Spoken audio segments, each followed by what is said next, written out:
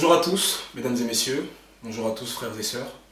Je me présente, Élisée Didi, votre frère dans la foi, et je suis devant vous avec mon frère, à qui je vais laisser le soin de se présenter dans quelques instants, pour partager la parole, pour échanger sur la parole de Dieu, dans ces temps qui sont des temps fâcheux, des temps difficiles où je me rends compte, je fais un constat et je vois que beaucoup de chrétiens ne savent plus trop où donner de la tête.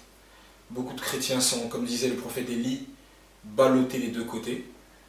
Et je me permets, en toute humilité, d'apporter ma pierre à l'édifice. Nous nous permettons, avec mon frère, de partager la parole avec vous. Et donc, avant de commencer à partager la parole avec vous, je vais laisser le soin à mon frère qui est ici présent avec moi, de se présenter à vous également, pour qu'on puisse, en toute simplicité, partager la parole de Dieu.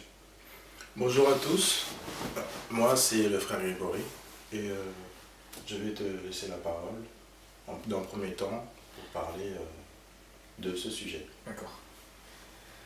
Alors, aujourd'hui le sujet qui nous amène à faire cette vidéo, c'est un sujet qui, à mon sens, est primordial.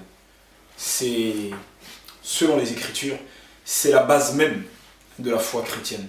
C'est la base même de ce que nous sommes dans le Seigneur. C'est justement la divinité. Qui est Dieu? On entend beaucoup Dieu. Les musulmans parlent de Dieu, les juifs parlent de Dieu, les chrétiens parlent de Dieu, et même certaines sectes, certaines religions occultes parlent de Dieu. Et aujourd'hui, on a juste à cliquer sur Internet, Dieu, et là, on voit de tout. Alors, c'est un temps difficile, c'est un temps qui avait été annoncé par la parole, donc on ne doit pas être surpris, mais c'est vrai que c'est toujours étonnant d'entendre ça et là, beaucoup de choses qui ne sont pas dans la Bible et qui pourtant sortent de la bouche de chrétiens. Alors c'est la raison pour laquelle nous faisons cette vidéo, pour partager la parole simplement avec qui veut partager la parole avec nous, et puis essayer de voir ce que dit la Bible sur Dieu, qui est Dieu, et notamment sur son unité. La Bible nous dit que Dieu est un. Alors il y a beaucoup de doctrines autour de ce seul verset du Deutéronome chapitre 6 verset 4. Écoute Israël, le Seigneur notre Dieu, le Seigneur est un. Beaucoup d'interprétations, qu'on entend ça et là. Alors que penser? Beaucoup sont dans le doute, beaucoup sont ballottés à tout vent de doctrine, malheureusement. C'était pas le but de Jésus, c'était pas le but des apôtres. Mais aujourd'hui, on arrive dans un temps où il y a une famine spirituelle qui fait que beaucoup ne savent pas où donner de la tête. Alors on va essayer d'apporter notre pierre à l'édifice sur ce sujet et de prendre les Écritures, verset après verset, de voir ce que disent les Écritures à ce sujet. Et on verra à la fin que penser. Alors, d'abord, ce qu'il faut savoir, c'est que pour étudier la Bible, on ne vient pas lire la Bible comme un roman. On ne lit pas la Bible comme un bouquin quelconque. La Bible, elle a été écrite à une certaine époque par de différentes personnes. Elle a un contexte historique, elle a un contexte géographique, un contexte culturel, elle a même un contexte linguistique. Et quand on étudie la Bible, il faut prendre la Bible dans son contexte. Il ne faut pas tirer les versets hors du contexte, comme on dit familièrement, pour en faire un prétexte. Et ça, c'est très important. Un texte sans contexte n'est qu'un prétexte. Alors, on va essayer de recadrer les choses en prenant les versets dans leur contexte. Comme ça, on aura un point de vue beaucoup plus large, beaucoup plus général, pour pouvoir déduire une doctrine. C'est toujours comme ça qu'on fait. Et quand on fait autrement, on arrive à des déviations qui commencent subtilement et qui terminent après sur quelque chose de gros. Alors, la Bible nous dit que Dieu est un. Qu'est-ce que veut dire la Bible quand la Bible nous dit que Dieu est un? Il faut savoir que ce sujet a créé beaucoup de controverses quand on étudie l'histoire de l'Église. Beaucoup de doctrines fausses que je n'aurai pas le temps d'énumérer ici, ont pullulé dans l'Église depuis le IIe siècle. On s'est beaucoup questionné sur ce qu'on a appelé la christologie, c'est-à-dire qui est Christ, qui est Dieu, et il y a eu beaucoup de déviations. Il y a eu l'arianisme qui consiste à dire finalement que Jésus n'est pas Dieu, qui a été repris par les témoins de Jéhovah. Il y a eu ce qu'on appelle l'adoptionnisme, qui consiste à dire que Jésus n'est qu'un homme finalement, et qu'il a été adopté à son baptême par Dieu, en tant que fils de Dieu. Et plein d'autres doctrines. Alors, on ne va pas faire toute la liste des doctrines qui sont sorties, mais il y a une doctrine qu'on entend souvent, aujourd'hui, malheureusement, qui n'est pas nouvelle, bien entendu, qui date du IIIe siècle, d'un évêque qu'on appelle Sabellus, qui avait été reprise par un homme de Dieu aux États-Unis qu'on appelle William Branham, et qu'on retrouve aujourd'hui encore dans l'Église, la doctrine du modalisme, ou encore de Jésus seul. Une doctrine qui consiste à dire que Jésus serait Père, Fils et Saint-Esprit à la fois, et que selon les besoins, il se manifeste en tant que Père, parfois en tant que Fils, et parfois en tant que Saint-Esprit. Et Jésus serait tout ça, et que le nom de Dieu serait Jésus. Avec des arguments. Ces personnes qui professent cette doctrine donnent des arguments, qui à leurs yeux sont des arguments solides. Alors on va voir ce qu'il faut penser de tout ça. Alors on va prendre la Bible, si vous voulez bien, et on va lire le premier texte que j'ai cité tout à l'heure, dans le livre du Deutéronome, au chapitre 6, au verset 4. On va le lire, si tu veux bien me faire la lecture. Et on va voir ce qu'il faut penser de ce texte. Deutéronome, chapitre 6, à partir du juste le verset 4.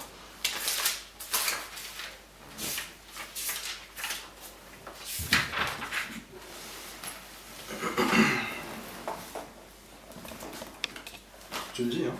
Oui, tu peux y aller. Merci. Ok. Alors, écoute Israël, l'Éternel notre Dieu est le seul l'Éternel.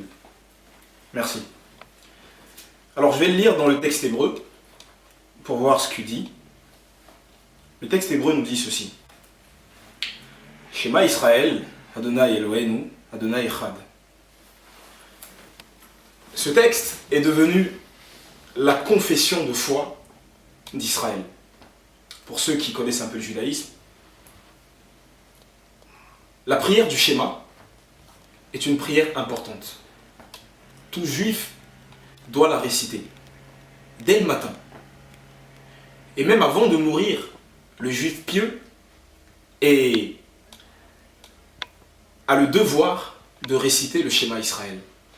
C'est l'affirmation la plus forte de la Bible. Dieu est un. Et Dieu se définit comme Echad en hébreu. Echad en hébreu signifie un. Mais en hébreu, il y a deux mots pour dire Echad, pour dire un. Echad, d'abord, qui veut dire un, mais qui signifie aussi unité, donc qui parle d'une pluralité. Et il y a le mot Yachid, qui signifie une unité monolithique. Par exemple, Abraham, le patriarche, ira sacrifier son fils, et Dieu lui dira, tu iras sur la montagne de Moria, et tu m'offriras ton fils, ton unique, ton Yachid. Pourquoi? Parce qu'Isaac était seul, une entité monolithique. Par contre, quand Dieu parle de lui, Dieu, il utilise non pas Yachid, mais Echad. Echad, encore une fois, signifiant un, mais unité, incluant une pluralité. Et il y a un autre texte où Dieu va utiliser encore ce mot Echad, c'est quand il s'agit du couple. Quand Adam, qu'on avait endormi, va se réveiller, va voir Ève, il dira, voici cette fois celle qui est os de mes os, chair de ma chair. Et le texte nous dit, c'est pourquoi l'homme quittera son père et sa mère, Vaïyu basar echad, et les deux deviendront une chair une. Echad. Et donc, l'homme et la femme, qui sont deux, sont qualifiés de Echad. Le même mot que Dieu, le Dieu de la Bible, utilise pour qualifier son unité. Donc, d'entrée de jeu, quand on prend les textes originaux, l'hébreu, on s'aperçoit qu'il y a, de manière implicite, une pluralité dans la divinité. On va prendre un autre texte, si tu veux bien. Il faut toujours retourner au commencement. Quand on étudie la Bible, il faut se comporter comme des enquêteurs. Il faut retourner à l'origine de toute chose. Alors on va prendre Genèse chapitre 1, verset 1er.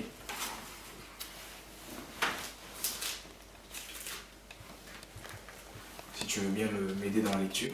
D'accord. Genèse 1, verset 1, oui.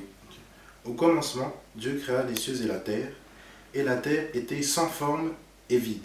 Ok, merci. Au commencement, Dieu créa les cieux et la terre. Et l'hébreu nous dit Bereshit, bara Elohim et Hashamaim ve et haaretz. Au commencement, Elohim créa. Très intéressant. Elohim en hébreu, c'est un pluriel. Et c'est un pluriel particulier. En hébreu, il y a deux types de pluriels. Il y a le pluriel pour ce qui va par deux, par paire. Par exemple, l'oreille, une oreille en hébreu se dira ozen. Deux oreilles, oznaim. Une main, yad. Deux mains, yadaim. Un pied, regel. Deux pieds, raglaim. Tout ce qui va par deux a un pluriel qui termine par haïm. Par exemple, pour la ville de Jérusalem, en hébreu on dit Yerushalayim. Pourquoi? Parce que on pense qu'il y a deux Jérusalem. S'il y a une Jérusalem terrestre, c'est parce qu'il y a une Jérusalem céleste. Et donc, à partir de là, on appelle Jérusalem Yerushalayim, c'est-à-dire l'une des deux Jérusalem. Vous voyez? Donc par contre, quand il s'agit d'un pluriel par trois, il est question de im. Im, ça parle d'un pluriel à partir de trois et au-dessus. Alors, quand il est question d'Elohim dans la Bible, il est question d'au moins trois, à partir de trois et au-dessus. Et d'entrée de jeu, Dieu va se présenter comme étant Elohim. Alors certains disent, oui, mais dans la Bible, il y a aussi des autres dieux, comme Baal, comme Dagon, des Philistins, qui s'appellent Elohim. Et c'est vrai, c'est pas faux, c'est une objection qu'il faut prendre en compte. Parce qu'encore une fois, on ne cherche pas à défendre un parti. On cherche à savoir ce que la Bible a à nous dire. Et pas lui faire dire ce que nous avons envie de lui faire dire. Et donc, effectivement, Dagon et d'autres dieux païens sont appelés Elohim. Pourquoi? Il faut savoir comment se faisait la sélection des dieux païens. Les dieux païens, même les païens qui avaient un seul dieu, ce dieu-là faisait d'abord partie d'un panthéon de dieux. Il y avait toutes sortes de dieux, tout un panthéon, duquel on tirait un dieu qu'on établissait comme le dieu suprême. Donc, parce qu'il y avait plusieurs dieux dans ce panthéon, on les appelait les Elohim. D'accord? Parce que le pluriel de Elohim en hébreu, c'est El. Parce qu'il y avait plusieurs dieux, le singulier d'Elohim en hébreu, c'est El. Donc, parce qu'il y avait plusieurs dieux, on les appelait les Elohim. Mais quand on venait et qu'on tirait un dieu parmi tous ces dieux, et qu'on l'élevait au rang de Dieu suprême parmi ce panthéon, il gardait le nom d'Elohim.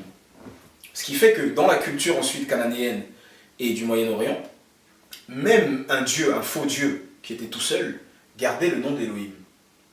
Mais il est bien évident, il est bien clair pour quelqu'un qui est un peu sérieux, qui étudie l'hébreu, qui connaît la grammaire hébraïque, Elohim est un pluriel. Donc d'entrée de jeu, Dieu, le Dieu créateur, va se présenter comme étant Elohim. Mais il y a un paradoxe tout de suite dans le texte. Elohim, le sujet, est au pluriel, et le verbe, créer, est au singulier. Donc, on peut traduire au commencement, les dieux créa. Donc, un pluriel, sujet, et un verbe qui est au singulier, créa. Qu'est-ce qu'on veut souligner quand on dit au commencement, les dieux créa? Pourquoi un sujet au pluriel, et un verbe au singulier? Tout simplement pour souligner deux choses. pluralité dans la divinité, mais en même temps unité. Pluralité et unité. Et souvent on trouve ça. Un sujet au pluriel et un verbe au singulier. Et ça peut, si on ne connaît pas ces choses, ça peut nous tromper. Et c'est dommage, parce qu'on fait des erreurs d'interprétation, justement parce que on ne connaît pas ces choses. On ne prend pas le temps d'étudier ces choses et on va trop vite en besogne. Alors la Bible continue, on va toujours parcourir la Bible, et on va aller toujours au chapitre 1 du livre de la Genèse, à partir du verset 26. On trouve quelque chose de très intéressant. Verset 26, si tu peux m'aider, s'il te plaît. Puis Dieu dit, faisons l'homme à notre image, selon notre ressemblance, et qu'il domine sur les poissons de la mer, et sur les oiseaux des cieux, et sur le bétail, et sur toute la terre, et sur tout reptile qui rampe sur la terre. Ok. Dieu dit, faisons l'homme à notre image et à notre ressemblance. Là encore une fois, deuxième texte où on voit une pluralité. Faisons l'homme à notre image. À qui Dieu parle-t-il quand il dit faisons l'homme à notre image? Premièrement, c'est pas possible que Dieu parle aux anges. C'est très intéressant, on trouve une discussion dans le Talmud. Et le Talmud nous rapporte un événement qui s'est produit dans les premiers siècles de l'Église, où des chrétiens étaient venus voir un rabbin pour lui demander, des chrétiens donc qui croyaient en la pluralité dans la divinité, sont allés voir un rabbin pour lui demander, à ce rabbin qui n'y croyait pas, comment ça se fait que Dieu dise « faisons l'homme à notre image » ? Comment ça se fait que dans Elohim, il y a une pluralité ? Et alors, il y a certains rabbins qui répondent « Dieu parle aux anges ». Ça, on le met tout de suite de côté parce qu'on sait que l'homme n'a pas été créé à l'image des anges. Sinon, les anges seraient créateurs. Or, les anges sont des créatures. D'accord ? C'est évident. Donc, Dieu a forcément créé l'homme à son image. C'est Dieu qui l'a créé à son image, ce ne sont pas les anges. Et le rabbin botte en touche. Le rabbin dit, c'est vrai qu'il y a marqué Elohim, mais il y a marqué Créa. Et quand le chrétien s'en va, le Talmud nous rapporte que les disciples de ce rabbin lui posent la question. Maître, c'est vrai ce qu'il a dit. Pourquoi c'est une pluralité? Et le rabbin répond, à chaque fois qu'un chrétien vous dira qu'il y a une pluralité, répondez-lui le verbe. Le verbe est toujours au singulier. Ça évite le débat. Donc on botte en touche. On est gêné avec ce texte. D'accord? Et donc on arrive là, ce texte-là. À qui Dieu parle-t-il quand il dit faisons l'homme à notre image? Il ne peut pas parler aux anges. Alors certains ont trouvé une solution, enfin ce qu'ils pensent être une solution, qu'ils appellent le pluriel de majesté, ou encore le pluriel d'excellence. Alors là encore, il nous faut expliquer ce que c'est que le pluriel de majesté. Le pluriel de majesté a été inventé à partir du IIIe siècle, après Jésus-Christ, pendant le règne de l'empereur Dioclétien. L'empereur Dioclétien, qui était empereur romain, avait à faire face à des invasions de barbares dans son empire.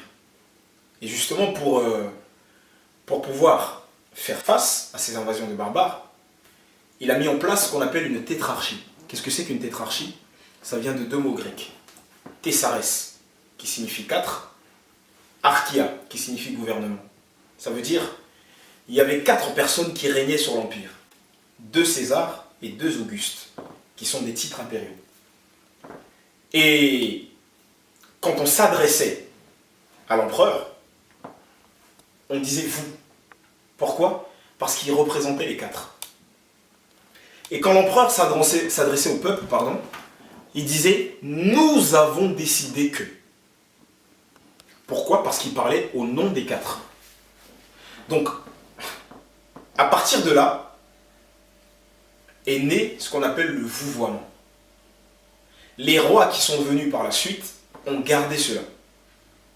Même quand il n'était pas 4 ou 3, même quand il était tout seul, le roi parlait comme plusieurs personnes. C'est de là qu'est né le vouvoiement. D'accord? Donc, le livre de la Genèse, là où il est question de faisons l'homme à notre image, n'a pas été écrit au IIIe siècle. Pas du tout. Il a été écrit bien avant. Donc, le pluriel de majesté n'existait pas à cette période. Et deuxième argument, le pluriel de majesté n'existe pas en hébreu. Il n'y a pas de vouvoiement en hébreu. En hébreu, quand tu veux parler à quelqu'un, même si tu as du respect pour lui, tu ne lui dis pas vous. Tu lui dis ata. Ata, ça veut dire toi. Il n'y a pas de vouvoiement en hébreu.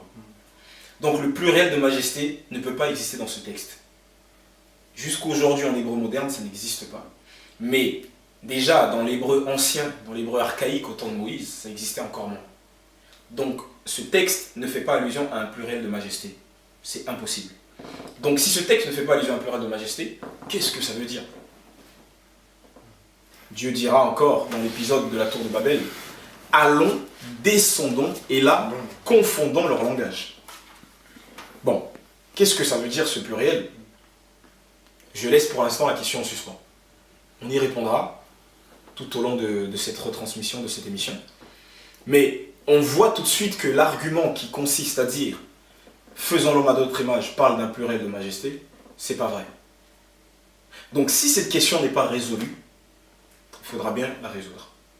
Mais pour l'instant, je la laisse en suspens. Donc, quand on continue, on voit que il y a une pluralité en Dieu. Dieu, le Dieu un, est une pluralité. C'est pas contradictoire. C'est ce que dit la Bible.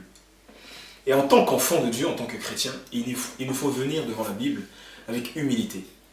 Encore une fois, il ne faut pas chercher à faire dire au texte ce qu'on a envie de lui faire dire. Il faut prendre le texte, se laisser enseigner par le texte. D'accord? Et ça, c'est très important. Et c'est ce qui fait qu'aujourd'hui, on a beaucoup de déviations. Qu'est-ce qui fait qu'aujourd'hui, on a beaucoup de déviations? Alors, il y a des gens qui, sous couvert d'une prétendue révélation, d'accord? Des gens qui disent que Dieu se serait révélé à eux.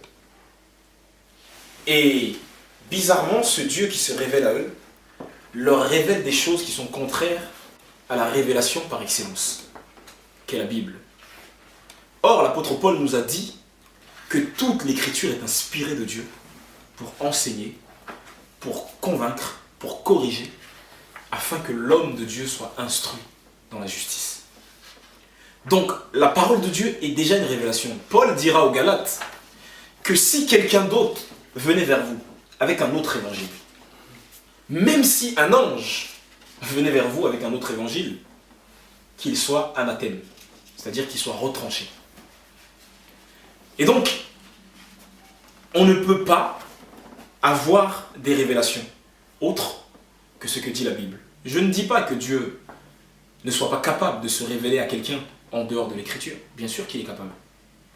Mais même quand il se révélerait à quelqu'un en dehors de l'écriture, il n'irait pas jusqu'à contredire l'écriture. Donc, toute révélation que quelqu'un vous apporte, qui est contraire à l'écriture, vous pouvez tout de suite, même si vous aimez cette personne, même si vous avez du respect pour cette personne, vous pouvez tout de suite lui dire avec amour que cette révélation ne vient pas de Dieu. Donc, je reviens sur mon sujet. Dieu se définit d'entrée de jeu comme étant une pluralité. D'accord? Alors, il y a ce qu'on appelle la doctrine de la Trinité. Qu'est-ce que c'est que la doctrine de la Trinité? Ça vient d'un mot grec qui signifie tout simplement triple unité. Une unité, mais composée par 3 personnes. Alors j'ai entendu plusieurs arguments de certains détracteurs de cette doctrine de la Trinité. Le premier argument consiste à dire que le mot Trinité n'est pas écrit dans la Bible. Effectivement, on ne trouve à aucun endroit de la Bible le mot Trinité. Mais est-ce la question qu'on doit se poser? Est-ce que la question qu'on doit se poser, c'est de savoir si le mot s'y trouve ou si la doctrine s'y trouve? Parce que moi, quand je prends ma Bible, je ne vois pas non plus le mot millénium. Pourtant, aujourd'hui, les chrétiens attendent tous le millénium. Par contre, je vois le mot 1000 ans. Donc la doctrine s'y trouve, mais pas le mot. Et plein de choses dont on parle dans nos milieux chrétiens, plein de termes qu'on utilise. Le terme enlèvement, c'est pas dans la Bible. Nous serons enlevés, mais jamais il est question, si on veut être vraiment strict, comme le font ces gens-là, jamais il est question de enlèvement. Vous voyez? Donc, je crois qu'il faut être honnête, il ne faut pas jouer sur les mots, il ne faut pas pinailler, d'accord? Il faut être honnête. La question, c'est de savoir si la doctrine s'y trouve. La Trinité est une doctrine qui est très biblique. La Trinité consiste à dire quoi? Qu'il y a un seul Dieu. Et dans ce Dieu-là, il y a trois personnes. Père, Fils et Saint-Esprit. Qu'est-ce que c'est qu'une personne? On a souvent fustigé le fait que l'on dise que Dieu soit une personne. Une personne, c'est vrai, quand on pense personne, on pense tout de suite à un être humain, qui est limité, qui a une fin, qui a un commencement. Et certains disent, étant donné que Dieu est l'infini par excellence, qu'il n'a ni commencement ni fin, Dieu ne peut pas être une personne. Quand on parle de personne au sens quelqu'un qui pense, quelqu'un qui réfléchit, quelqu'un qui ressent, qui communique. C'est ça une personne. Et il y a un mot, je ne sais pas si on peut appeler ça un mot, qui caractérise une personne. C'est le mot « je ». Quand on dit « je », on parle tout de suite d'une personne. Bien sûr. Alors la question à se poser, c'est est-ce que Dieu dit « je » dans la Bible? Bien sûr que Dieu dit « je ». Bien sûr. Dieu est une personne. La preuve, c'est qu'on est créé à son image. Dieu est une personne. Et moi, quand je dis que Dieu est une personne, je ne suis pas là à me fier au dictionnaire Larousse. Bien sûr. La définition. Parce que la définition même du dictionnaire Larousse, elle a été donnée par quelqu'un qui est un homme. Mais quand je prends les choses de ce point de vue-là, je vois que Dieu est une personne. Pourquoi? Parce que Dieu pense. Dieu a une volonté. Il a un je, une personnalité. Et il est. Et il est. Une personne, c'est quelqu'un qui est. Et d'ailleurs, la Bible nous dit que c'est en lui que nous avons la vie, le mouvement et l'être. Sans lui, nous ne sommes pas. C'est d'abord lui qui est une personne avant que nous soyons des personnes. C'est parce qu'il est une personne que nous sommes des personnes. Puisque nous tirons notre existence de lui. D'accord? Donc, le Dieu un, d'accord, est composé de trois personnes. Donc, la doctrine de la Trinité, qui signifie triple unité, se trouve bien dans la Bible. Alors, j'ai entendu encore certains dire, poser la question, parce que, encore une fois, le but de cette vidéo, c'est d'essayer de recadrer les choses bibliquement, dans l'amour, dans la douceur, mais tout en prenant les textes, tout en étant ferme sur la Bible, parce que la Bible nous demande aussi de fermer la bouche aux contradicteurs, bien sûr sans violence, avec amour, mais il faut dire les choses telles qu'elles sont. J'ai entendu dire que jamais Jésus n'a enseigné cette doctrine. Encore une fois, je ne parle pas du mot. Si on prend le mot Trinité, ce sont les hommes qui l'ont mis en place. Mais pourquoi est-ce qu'ils ont mis en place ce mot? Parce que l'homme est fait de telle manière qu'il a besoin de nommer les choses. C'est le pouvoir que Dieu lui a donné. Tu nommeras les animaux. L'homme a besoin de nommer les choses pour distinguer les choses, pour ne pas faire un mélange. Le mélange n'est pas de Dieu. Dieu est un Dieu de distinction. Dieu est celui qui distingue entre le jour et la nuit, entre la lumière et les ténèbres. Et l'homme, pour distinguer les choses, a besoin de donner un nom aux choses. Et les hommes qui ont découvert cette doctrine dans la Bible lui ont donné un nom, la Trinité. Mais quand on dit est-ce que Jésus a enseigné ces choses, la question qu'on se pose c'est est-ce que cette doctrine que les hommes ont nommée plus tard, on la trouve dans la bouche de Jésus? Oui, je répondrai oui. Et je prendrai Matthieu chapitre 28, qu'on connaît tous. Matthieu 28 au verset 19.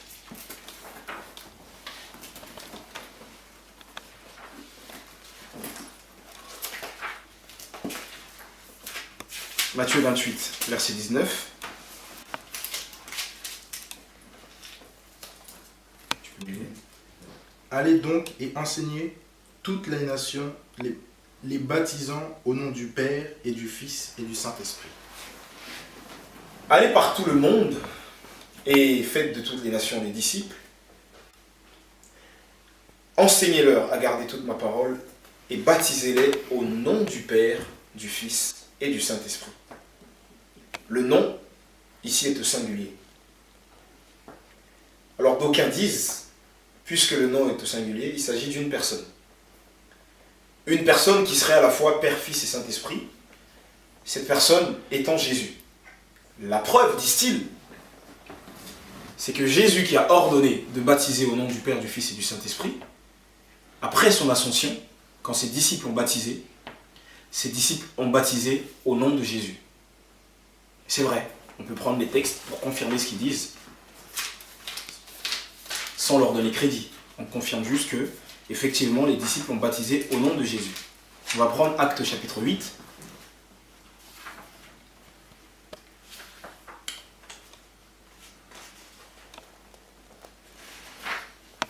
On va lire du verset 14 jusqu'au verset 16. Donc là, c'est Philippe qui descend en Samarie, qui va prêcher la bonne nouvelle du royaume aux Samaritains. Et la Bible nous dit, au verset 14, « Quand les apôtres qui étaient à Jérusalem apprirent que les habitants de la Samarie avaient reçu la parole de Dieu, ils leur envoyèrent Pierre et Jean. Ceux-ci, descendus chez eux, prièrent pour eux afin qu'ils reçoivent l'Esprit Saint. Car ils n'étaient encore descendus sur aucun d'eux, ils avaient seulement été baptisés au nom du Seigneur Jésus. » D'accord ? Ils ont été baptisés au nom du Seigneur Jésus. Donc, ceux qui disent que les apôtres ont baptisé au nom de Jésus ne mentent pas. Effectivement, on voit qu'ils ont baptisé au nom de Jésus. Maintenant, on va prendre un autre texte, si tu veux bien, dans Actes chapitre 19. Et on va essayer de répondre à cette question. Acte 19, on va lire du verset 1er jusqu'au verset 7, s'il te plaît, si tu peux m'aider. Or, il arriva, comme Apollos était à Corinthe, que Paul, après avoir traversé tous les quartiers d'en haut, vint à Éphèse, où, ayant trouvé de certains disciples, il leur dit, « Avez-vous reçu le Saint-Esprit quand vous avez cru ?» Et ils lui répondirent, « Nous n'avons pas même entendu dire s'il y avait un Saint-Esprit. » Et il leur dit, « De quel baptême donc avez-vous été baptisés ?» Ils répondirent, « Du baptême de Jean. » Alors Paul dit, « Il est vrai que Jean a baptisé du baptême de repentance, disant au peuple qu'ils crurent en celui qui venait après lui, c'est-à-dire en Jésus-Christ. Et ayant ouï ces choses, ils furent baptisés au nom du Seigneur Jésus. » Ok, merci. Ils furent baptisés au nom du Seigneur Jésus. Le dialogue ici est intéressant. Il y a quelque chose d'étrange. Paul va rencontrer des disciples. D'accord ? Et il leur dit, « Avez-vous reçu le Saint-Esprit quand vous avez cru ?» Alors, on aurait dû s'attendre à une autre réponse. Soit, oui, nous avons reçu le Saint-Esprit, soit, non, nous ne l'avons pas reçu. Mais ils vont répondre de manière étrange. Nous n'avons même pas entendu dire qu'il y ait un Saint-Esprit. Oula. Et là, Paul s'arrête, Paul dit, mais de quel baptême donc avez-vous été baptisé? Le donc ici est important. Parce que si Paul met donc dans cette phrase, ça veut dire qu'il se réfère à la réponse qu'ils lui ont donnée. Nous n'avons même pas entendu dire qu'il y ait un Saint-Esprit. Et Paul dit donc. Je prends un exemple que j'aime souvent prendre. Je vois sur Paris un homme qui a un t-shirt USA, États-Unis. Et je lui dis, comment vas-tu? Ça va. Alors, comment va New York? Et cet homme me répond, moi je m'attends à ce qu'il me dise, New York ça va. Ou alors New York, il y a des problèmes en ce moment. Mais cet homme me répond en me disant, je n'ai jamais entendu parler d'une ville qui s'appelle New York. D'accord? Alors, moi tout de suite je vais lui poser la question, mais de quel pays donc viens-tu? Pourquoi? Parce que si tu venais des États-Unis, tu connaîtrais au moins qu'il y avait une ville qui s'appelle New York. Si tu me réponds que tu n'as même pas entendu parler de New York, ça veut dire que tu n'es pas américain. D'accord? Donc si tu réponds à Paul, je n'ai même pas entendu dire qu'il y avait un Saint-Esprit, ça veut dire tout simplement, dit Paul, tu n'as pas été baptisé du bon baptême. Pourquoi? Parce que si tu avais été baptisé du bon baptême, même si tu n'avais pas reçu le Saint-Esprit, tu aurais au moins entendu parler d'un Saint-Esprit. Mais la preuve que tu me dises que tu n'as pas entendu parler d'un Saint-Esprit, pour moi c'est la preuve que tu n'as pas été baptisé du bon baptême. Et la preuve c'est que tu me réponds que tu as été baptisé du baptême de Jean. Paul dit non. Et Paul les rebaptise au nom du Seigneur Jésus. Alors quand on a dit ça, on n'a pas tout dit, on n'a pas réglé le problème. C'est bien ce que tu nous dis, peuvent me dire certains. Alors pourquoi est-ce que Paul les rebaptise au nom du Seigneur Jésus? Pour ceux qui connaissent un peu l'histoire, qui ont étudié l'histoire au temps du Nouveau Testament, ces gens-là sauront ou savent qu'à l'époque en Judée, au temps du Seigneur Jésus et de Jean-Baptiste, il y avait beaucoup de baptêmes, beaucoup de gens baptisés. Pourquoi? Parce que selon la pensée juive de l'époque, on attendait le Messie. On savait que le Messie devait venir à cette période. Et dans la pensée hébraïque, pour avoir part à la venue du Messie, pour faire partie du peuple qui accueillera le Messie, il fallait être pur. Pur, ça passait aussi par le baptême. En se plongeant dans l'eau, on était pur. Le baptême, ce n'est pas une institution chrétienne. Non. Le baptême, c'est une institution juive. Les Juifs ont pris le texte dans l'Écriture, dans les livres du Lévitique, qui parle d'impureté rituelle. Si quelqu'un se souille son corps par un mort, par une bête morte, il se lavera dans l'eau et il sera pur. Alors, les Juifs ont compris cette prescription comme étant une obligation de se plonger tout entier dans l'eau. Et pour ceux qui connaissent un peu la synagogue, quand vous allez dans une synagogue, dans chaque synagogue, il y a ce qu'on appelle un mikvé, un baptistère, où chaque Shabbat, on se plonge. Et donc, à l'époque de Jésus, une des conditions pour être pur, pour avoir part à la venue du Messie, c'était le baptême. Et il y avait beaucoup de groupes qui baptisaient. Il y avait Jean-Baptiste, il y avait les Esséniens. On a redécouvert encore des groupes récemment, les thérapeutes. Bref, beaucoup de baptêmes avaient été instaurés en Judée. Alors c'était un trifouillis tout ça. Alors il fallait désigner les baptêmes pour savoir à quel baptême on avait affaire.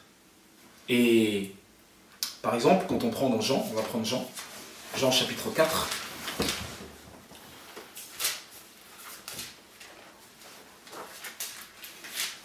Jean chapitre 4. On va lire les versets 1 et 2. Il est dit ceci, Jean 4, versets 1 et 2. Le Seigneur sut que les pharisiens avaient appris qu'il faisait et baptisait plus de disciples que Jean. Toutefois, Jésus ne baptisait pas lui-même, mais c'était ses disciples. Donc, le Seigneur Jésus, avant même d'ordonner aux disciples de baptiser les nations, il avait déjà instauré un baptême. Et la Bible nous dit, la différence entre le baptême de Jésus et tous les autres baptêmes qu'il y avait en Judée à cette époque-là, c'était que Jésus ne baptisait pas lui-même. Le baptême était réservé à ses disciples. Donc, en ce qui concerne le baptême de Jean, on pouvait l'appeler baptême de Jean. Pourquoi? Parce que non seulement c'est Jean qui a institué ce baptême, mais c'est Jean qui baptisait lui-même. Le baptême des Esséniens, on pouvait l'appeler baptême des Esséniens, parce que c'est eux qui ont institué ce baptême, et c'est eux-mêmes qui se plongeaient dans l'eau, sans que personne les plonge. Par contre, le baptême de Jésus, on ne pouvait pas l'appeler baptême de Jésus. Pourquoi? Pour la simple raison que Jésus, bien qu'il ait institué ce baptême, ne baptisait pas lui-même. Alors comment est-ce qu'on appelait ce baptême? On appelait ce baptême baptême au nom de Jésus. Mais si on l'appelle baptême au nom de Jésus, c'est pour différencier Luc, qui écrit le livre des Actes, qui écrit à Théophile, qui est un non-juif, mais étant romain, sait un peu ce qui se passe en Judée, a besoin de différencier quel est ce baptême dans le livre des Actes. A besoin, quand il parle de baptême, d'être précis, pour que son interlocuteur sache de quel baptême il parle. Donc, il ne dira pas, ils ont été baptisés tout court. Sinon, son interlocuteur se posera la question, mais ils ont été baptisés de quel baptême? Parce qu'il y avait plusieurs baptêmes en Judée. Tu vois? Donc, Luc précise, ils ont été baptisés au nom de Jésus. Ça, c'était le nom du baptême. Non pas baptême de Jésus, mais au nom de Jésus. Encore une fois, parce que Jésus n'avait pas baptisé. Donc, c'était à la place de Jésus. Mais la formule du baptême, c'était au nom du Père, du Fils et du Saint-Esprit. C'est pourquoi Paul est étonné quand ils disent qu'ils n'ont pas entendu parler d'un Saint-Esprit. Donc pour lui, il est certain qu'ils n'ont pas été baptisés du bon baptême. Vous voyez? Donc, l'argument qui consiste à dire que le Père, le Fils et le Saint-Esprit, c'est Jésus parce qu'on a baptisé au nom de Jésus, il tombe. Pourquoi? Quand on connaît le contexte, encore une fois, le texte c'est clair. Parce que s'il n'en est pas ainsi, il y a un problème. S'il n'en est pas ainsi, ça veut dire que le Seigneur a ordonné de baptiser au nom du Père, du Fils et du Saint-Esprit et que ses disciples ont désobéi. Alors certains prennent un raccourci rapide. Non, c'est parce que ses disciples avaient la révélation. Ses disciples ont compris que le Père, le Fils et le Saint-Esprit, c'était Jésus. Mais non. Mais non. Même s'il en était ainsi, ils auraient quand même baptisé au nom du Père, du Fils et du Saint-Esprit. Parce que le but de Jésus et des apôtres, c'est pas de nous tromper. Quand l'écriture est donnée, c'est pas de nous mettre des mystères, des pièges. C'est d'être le plus clair possible afin qu'on puisse les comprendre. D'accord? Donc, c'est ça le contexte. Et ça, c'est important. Donc, Jésus a enseigné ces choses.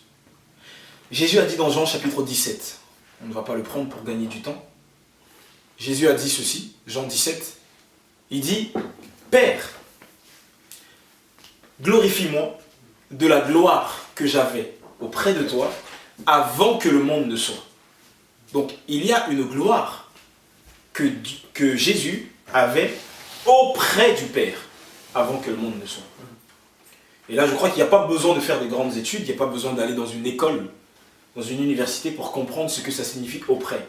Quand on dit auprès de toi, ça veut dire tout simplement que avant que le monde ne soit, Jésus, le Fils de Dieu, était auprès du Père, à côté.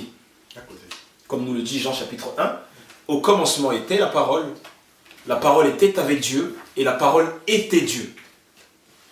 Donc, il y a deux choses. La parole qui est Dieu, et la parole qui est avec Dieu. Et ça, c'est important.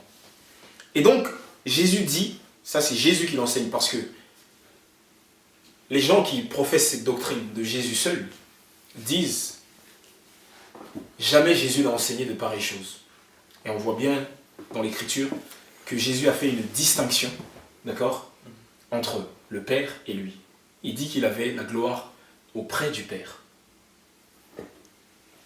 Deuxième argument, disent-ils, les apôtres n'ont jamais enseigné cela. Donc, les apôtres n'ont jamais enseigné qu'il y avait une distinction entre le Fils, le Père et le Saint-Esprit. Bon, on va prendre un texte. D'abord, on va voir ce que le Seigneur Jésus lui-même a dit dans Jean chapitre 17. Jean chapitre 17,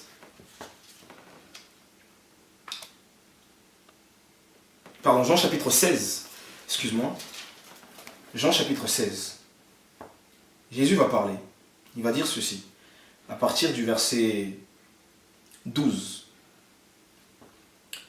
J'ai encore beaucoup de choses à vous dire, mais vous ne pouvez pas les comprendre maintenant.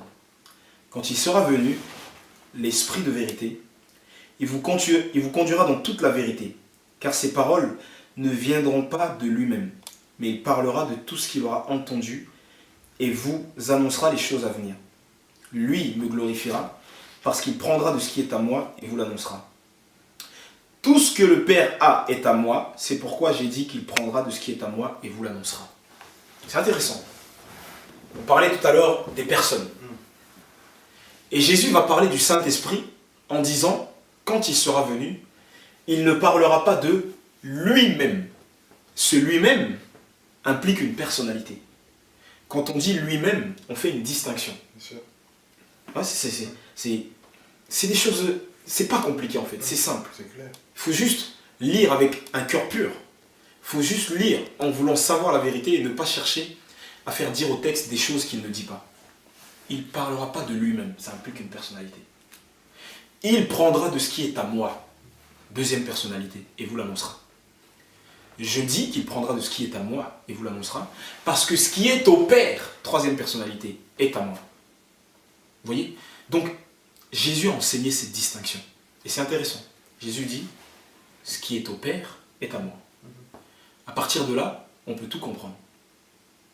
Certains s'étonnent, par exemple, que dans l'Apocalypse, la Bible nous parle du Dieu Tout-Puissant, celui qui était, qui est et qui vient.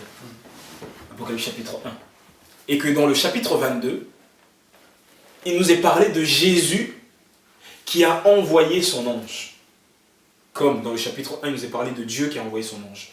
Donc disent certains, si le Dieu Tout-Puissant est celui qui est, qui était et qui vient, et que Jésus se définit comme étant celui qui est, qui était et qui vient, Jésus est le Dieu Tout-Puissant.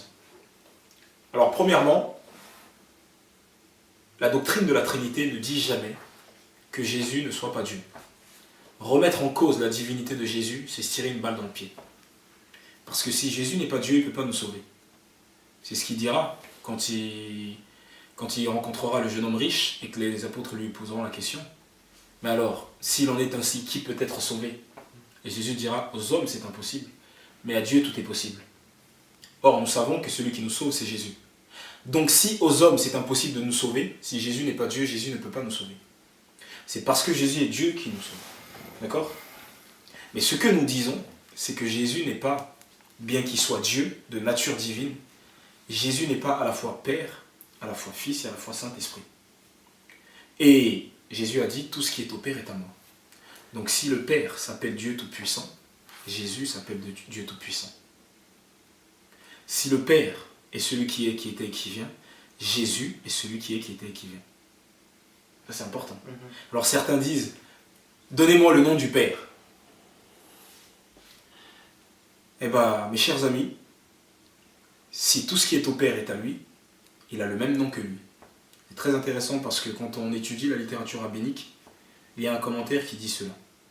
Quand dans Exode chapitre 23, le Seigneur dit à Moïse, « Partez, j'enverrai mon ange devant vous. Gardez-vous de pécher en sa présence, car il ne pardonnera pas vos péchés. Faites attention, tenez-vous droit devant lui, parce que mon nom est en lui. » Et un grand commentateur du Moyen-Âge, qu'on appelle Rachi, commente en disant « Mon nom est en lui » signifie « Il a le même nom que moi. » Jésus. Donc Jésus, à qui appartient tout ce qui est au Père, a le même nom que le Père. Donc, on n'est pas ici face à des êtres humains pour chercher à connaître quel est le nom ou le prénom ou le deuxième prénom. Le nom. Et Jésus dira, je leur ai fait connaître ton nom. Le nom dans la pensée juive, ça signifie la personne. Quand Jésus dit, je leur ai fait connaître ton nom, Jésus dit tout simplement, je leur ai fait connaître ta personne. Et le nom de Dieu, c'est pas Jésus. Jésus en hébreu, c'est Yeshua.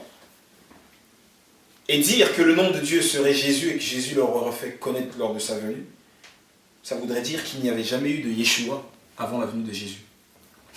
Or, dans le peuple juif, le nom Yeshua était un nom répandu. Il y en a eu plein. Il suffit juste de lire la Bible et généalogie pour voir qu'il y a beaucoup de Yeshua. Josué s'appelle Yahushua, comme Jésus. Donc, ce n'était pas quelque chose de nouveau pour les Juifs, que quelqu'un s'appelle Yeshua. Et si le nom de Dieu c'est Yeshua, il n'y a rien de nouveau. Quand Jésus dit « je leur ai fait connaître ton nom », Jésus dit tout simplement « je leur ai fait connaître ta personne ». Le nom se réfère à la personne dans la pensée hébraïque. Il leur a révélé qui est le Père. Alors certains disent « oui, mais Ésaïe chapitre 9 nous dit qu'on l'appellera Père éternel ». C'est vrai, c'est écrit, on l'appellera Père éternel. Et l'hébreu aussi le dit. Mais qu'est-ce que ça veut dire qu'on l'appellera Père éternel? Est-ce que ça veut dire que Jésus soit le Père? Non, Jésus n'a jamais dit qu'il était le Père. Et on trouve un texte dans Jean chapitre 14 que je vais prendre, après quoi je vais te laisser un peu la parole. Jean chapitre 14, un texte qui est aussi un cheval de bataille de ceux qui professent la doctrine de Jésus seul. Et on va lire du verset 1er, du verset 5 jusqu'au verset 10. Est-ce que tu peux m'aider s'il te plaît? Versets 5 à 10. Thomas lui dit, « Seigneur, nous ne savons point où tu vas. Comment donc pouvons-nous en savoir le chemin ?» Jésus lui dit, « Je suis le chemin et la vérité et la vie. Nul ne vient au Père que par moi. Si vous me connaissiez, vous connaîtriez aussi mon Père. Mais dès maintenant, vous le connaissiez et vous l'avez vu. » Philippe lui dit, « Seigneur, montre-nous le Père et cela nous suffit. » Jésus lui répondit, « Je suis depuis si longtemps avec vous et tu ne m'as point connu, Philippe. Philippe, celui qui m'a vu, a vu le Père, a vu mon Père. Et comment dis-tu, montre-nous le Père? Ne crois-tu pas que je suis en mon Père et que le Père est en moi? Les paroles que je vous dis, je ne le dis pas de moi-même, mais le Père qui demeure en moi est celui qui fait les œuvres. Ok, texte très intéressant. Jésus parle de son départ. Il dit, vous savez où je vais, vous en savez le chemin. Philippe répond, Thomas lui répond, non, on ne connaît pas le chemin, montre-nous le chemin. Je suis le chemin, la vérité et la vie, lui répond Jésus. Et la discussion continue, et Philippe lui dit, écoute, montre-nous le Père, ça nous suffit. Et Jésus répond, il y a si longtemps que je suis avec vous et tu ne m'as pas connu. Alors si on s'arrête là, on dira c'est bon. Jésus a dit qu'il est le Père. Mais c'est comme si Jésus savait ces choses. Il a tout de suite nuancé. Il a dit non, non, attention. Ne sais-tu pas que je suis dans le Père et que le Père est en moi? Alors ça, il faut expliquer ça. La Bible nous dit dans Colossiens chapitre 1, verset 15, que le Fils est l'image du Dieu invisible, le premier-né de toute la création. Alors c'est le même mot qui a été utilisé pour l'homme. L'homme fait à l'image de Dieu. Le Fils est l'image de Dieu. Très intéressant. Image en hébreu se dit tsel. D'accord? Tsel veut dire image, ombre. Il y a un autre mot aussi, qui a la même racine que image. C'est le mot côte. La côte qu'on a pris d'Adam, qui se dit en hébreu tselem. Et donc, Jésus dit, ou alors le Nouveau Testament nous dit que Jésus est l'image de Dieu, l'ombre de Dieu, le tsel de Dieu. On peut dire aussi qu'il est la côte de Dieu. Et l'image ou l'ombre, qu'est-ce que c'est? C'est ça. Si je prends cet exemple, si je mets mon bras contre le mur, je vois l'ombre de mon bras. D'accord? Si je bouge comme ça, vous remarquerez que l'ombre bouge en parfaite harmonie avec ma main. Une harmonie telle qu'on penserait presque que mon ombre et ma main se confondent. Pourtant, mon ombre n'est pas ma main. L'ombre de ma main n'est pas ma main. Elle est l'ombre de ma main. Elle ressemble tellement à ma main, elle ressemble parfaitement à ma main, j'ai envie de dire, mais elle n'est pas ma main.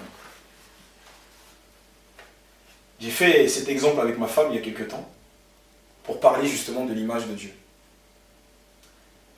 Je l'ai mise contre le mur, avec de la lumière, et il y avait son ombre.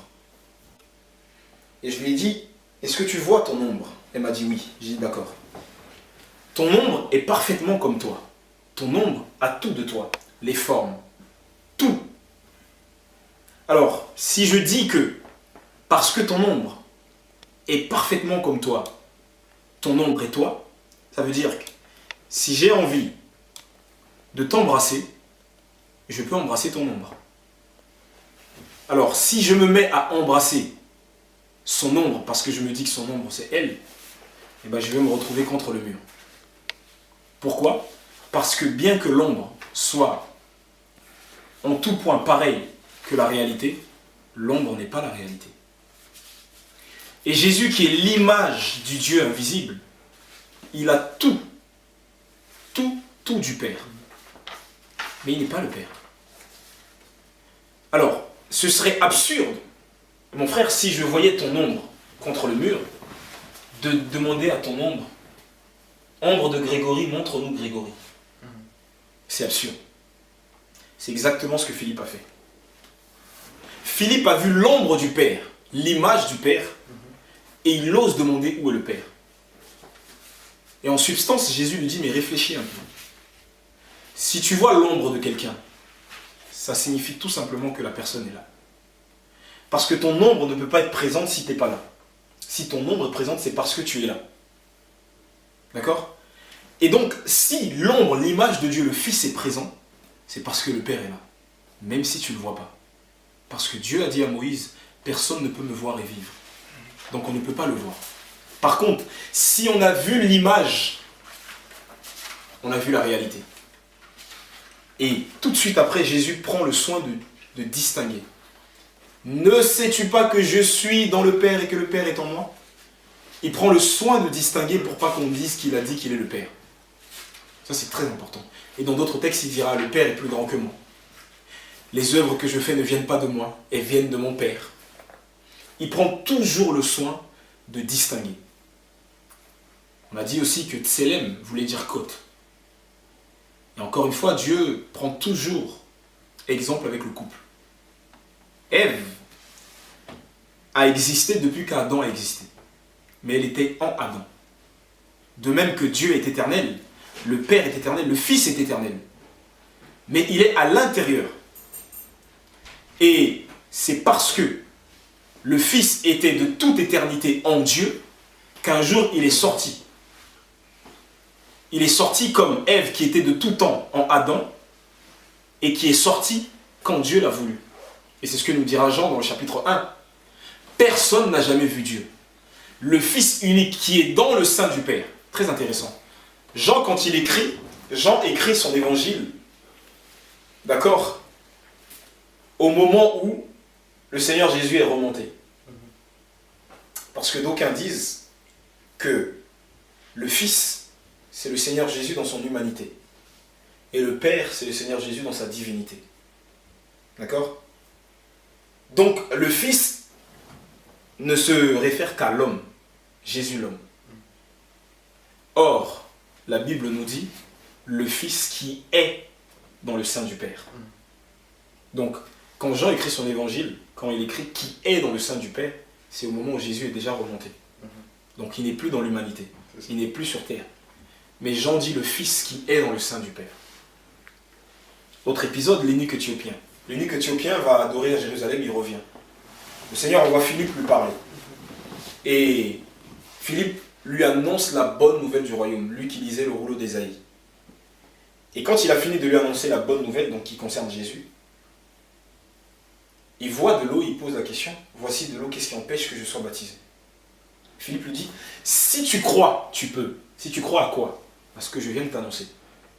Et qu'est-ce qu'il répond? Il dit, je crois que Jésus est le Fils de Dieu, au présent. Ça veut dire au moment où le livre des actes est écrit.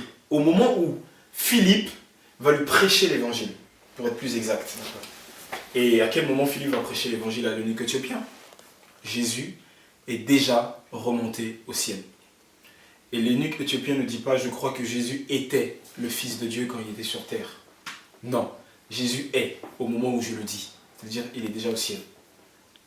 Étienne, le premier martyr, dira, je vois les cieux ouverts et le Fils de Dieu debout à la droite de Dieu. Là, on ne parle pas ici du Jésus sur terre. Un autre texte qu'on va prendre dans l'Apocalypse, parce qu'on nous dit, on est toujours sur l'argument qui consiste à dire que le Fils de Dieu, c'est l'humanité de Jésus. Bon, on va voir ce que dit la Bible. Apocalypse chapitre 2, pardon. Apocalypse chapitre 2. Est-ce que tu peux me lire, s'il te plaît, le verset 18? Chapitre 2, verset 18. Alors, écrit aussi à l'ange de l'église de Thyatire, le Fils de Dieu qui a ses yeux comme une flamme de feu et dont les pieds sont semblables à de l'airain, très luisant, dit ces choses. Ok. D'aucuns disent que l'Apocalypse, très justement d'ailleurs, l'Apocalypse c'est le dernier livre de la Bible. C'est la révélation. Donc dans l'Apocalypse, plus rien n'est voilé. Tout est dévoilé. Et l'Apocalypse commence comment? Révélation de Jésus-Christ. Et ces gens-là s'arrêtent là. Ces gens-là disent l'Apocalypse c'est la révélation de Jésus-Christ, donc il n'est question que de Jésus-Christ. C'est Jésus seul. Non, il faut lire la suite du verset. Révélation de Jésus-Christ que Dieu lui a donné. Donc même l'Apocalypse, le livre de la dernière révélation, fait la distinction. Et au verset 18 du chapitre 2, ainsi dit le Fils de Dieu. Là, ici, on n'est plus dans la période de Jésus sur terre en tant qu'être humain. Jésus glorifié. Il dit, ainsi dit le Fils de Dieu. Donc, même au ciel, même dans sa gloire, comme il avait prié au Père, glorifie-moi de la gloire que j'avais auprès de toi avant que le monde ne soit. Là, ici, il a retrouvé cette gloire qu'il avait auprès de lui. Et même dans la gloire, il se définit lui-même comme étant le Fils de Dieu. Le Jésus terrestre, le Jésus humain, c'est le fils de David. C'est ce que dira Paul dans l'Épître aux Romains. Fils de David selon la chair, déclaré fils de Dieu avec puissance, par l'esprit de sainteté, par sa résurrection d'entre les morts. Donc, son côté divin, c'est le fils de Dieu, et son côté humain, c'est le fils de David. C'est important de redresser les choses. Et ces gens-là prennent des textes, comme le texte de Melchitsédek, pour dire que Melchitsédek, il est dit que Melchitsédek était sans père, sans mère. Mais le texte continue en nous disant, il est rendu semblable au Fils de Dieu. Or, ces mêmes gens disent que le Fils de Dieu, c'est l'humain. Or, en tant qu'humain, Jésus avait une mère. Donc il y a contradiction. Et le problème, c'est que quand on s'écarte de la Bible, quand on s'écarte de l'Écriture, quand on veut créer sa doctrine, on arrive à des absurdités, des contradictions dont on ne peut plus se sortir. Pourquoi ? Parce que la Bible est remplie de la doctrine de la Trinité, même si elle n'est pas nommée Trinité. Je prends un autre texte qui parle de la doctrine de la Trinité, pour montrer que Jésus a enseigné ça, les apôtres ont enseigné ça. 1 Jean chapitre 5. On va prendre 1 Jean chapitre 5, et on va lire le verset 7. Si tu peux me le lire, s'il te plaît.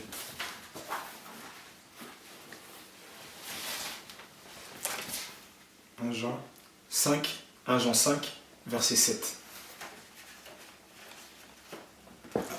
Car il y en a trois dans le ciel qui rendent témoignage, le Père, la Parole et le Saint-Esprit.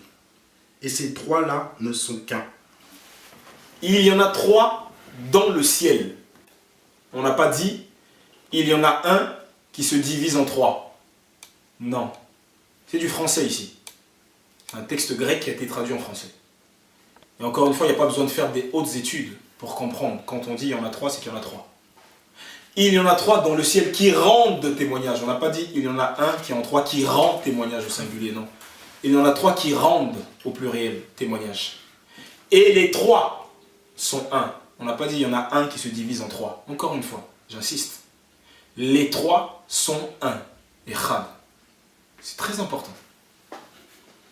Et ça, à moins d'une prétendue révélation du Saint-Esprit qui serait en dehors de l'Écriture, ça, c'est biblique. Il y en a trois dans le ciel et les trois sont un. Et qui sont ces trois ? Le Père, la Parole et le Saint-Esprit. Et les trois sont un. Dernier argument, donc on a vu, est-ce que Jésus a enseigné la Trinité ? Encore une fois, pas le mot Trinité, ça c'est les hommes qui l'ont mis, mais la doctrine, oui. Est-ce que les apôtres l'ont enseigné ? On vient de lire Jean. Quand vous prenez les épîtres de Paul, Paul fait sans cesse la distinction. Dieu le Père de notre Seigneur Jésus-Christ. Apôtre de la part de Dieu le Père et du Seigneur Jésus-Christ. Conjonction de coordination en français. Quand on dit « et », ça veut dire qu'il y a deux éléments bien distincts qui sont reliés. « Et ». Maintenant, le troisième argument de ces gens-là, on a vu, est-ce que Jésus a enseigné ça ? Oui. Est-ce que les apôtres l'ont enseigné ? Oui. Troisième argument, ils nous disent Abraham est le père de la foi. Est-ce qu'Abraham a enseigné ça ? Bon, on va voir si Abraham a enseigné ça. On va prendre Genèse chapitre 20. Genèse chapitre 20. On va lire le verset 13. On est ici dans l'épisode où Abraham va tromper Abimelech par rapport à Sarah, sa femme, en disant c'est ma sœur, comme il avait fait en Égypte. Et Abimelech va le découvrir. Et au verset 13, il va nous dire quelque chose d'intéressant. Est-ce que tu peux me faire la lecture si ça ne te dérange pas ? Genèse chapitre 20, verset 13. Et là, on va trouver quelque chose de très intéressant qu'aucun traducteur, si ce n'est Shoraki, n'a traduit comme ça. Parce que ça gêne aux entournures. Il n'y a que Shoraki qui a été assez audacieux pour le traduire comme ça. Tous les autres traducteurs, sans exception, n'ont pas traduit de la sorte. J'insiste, pourquoi ? Parce qu'aujourd'hui, beaucoup font une classification des Bibles. telle Bible est bonne, telle autre n'est pas bonne. Nous, on a la meilleure traduction, etc., etc. Et on se rend compte que beaucoup de traductions ont des erreurs. C'est ça une traduction. Il y aura toujours des erreurs. Aucune traduction n'est parfaite. On va prendre ce texte, Genèse 20, verset 13, pour comprendre. Okay. Et il est arrivé que je lui ai dit, alors que Dieu m'a conduit ça et là, hors de la maison de mon père, c'est ici la grâce que tu me feras. Dis de moi, dans tout le lieu où nous irons, c'est mon frère. Ok. Le texte hébreu nous dit ceci. Vayehi kasher, it u oti, Elohim bi beit avi. Ça veut dire quoi? Ça veut dire... Vous savez, tout à l'heure, au commencement de cette vidéo, on avait souligné le fait que souvent on trouvait dans la Bible un sujet qui était pluriel, Elohim, et un verbe qui était singulier pour souligner l'unité. Donc sujet pluriel pour souligner la pluralité, et un verbe singulier. Elohim créa, Elohim fit, à chaque fois. Mais là, pour la première fois, on arrive face à un texte qui est étrange. Abraham dit littéralement, on traduit lorsque Dieu m'a fait errer, c'est pas vrai. Le texte hébreu nous dit Elohim it ou, c'est un pluriel.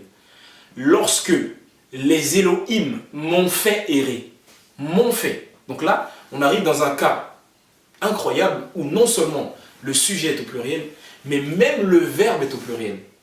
Et vous pouvez vérifier ce que je dis dans une version Shoraki. Lorsque les Elohim m'ont fait errer.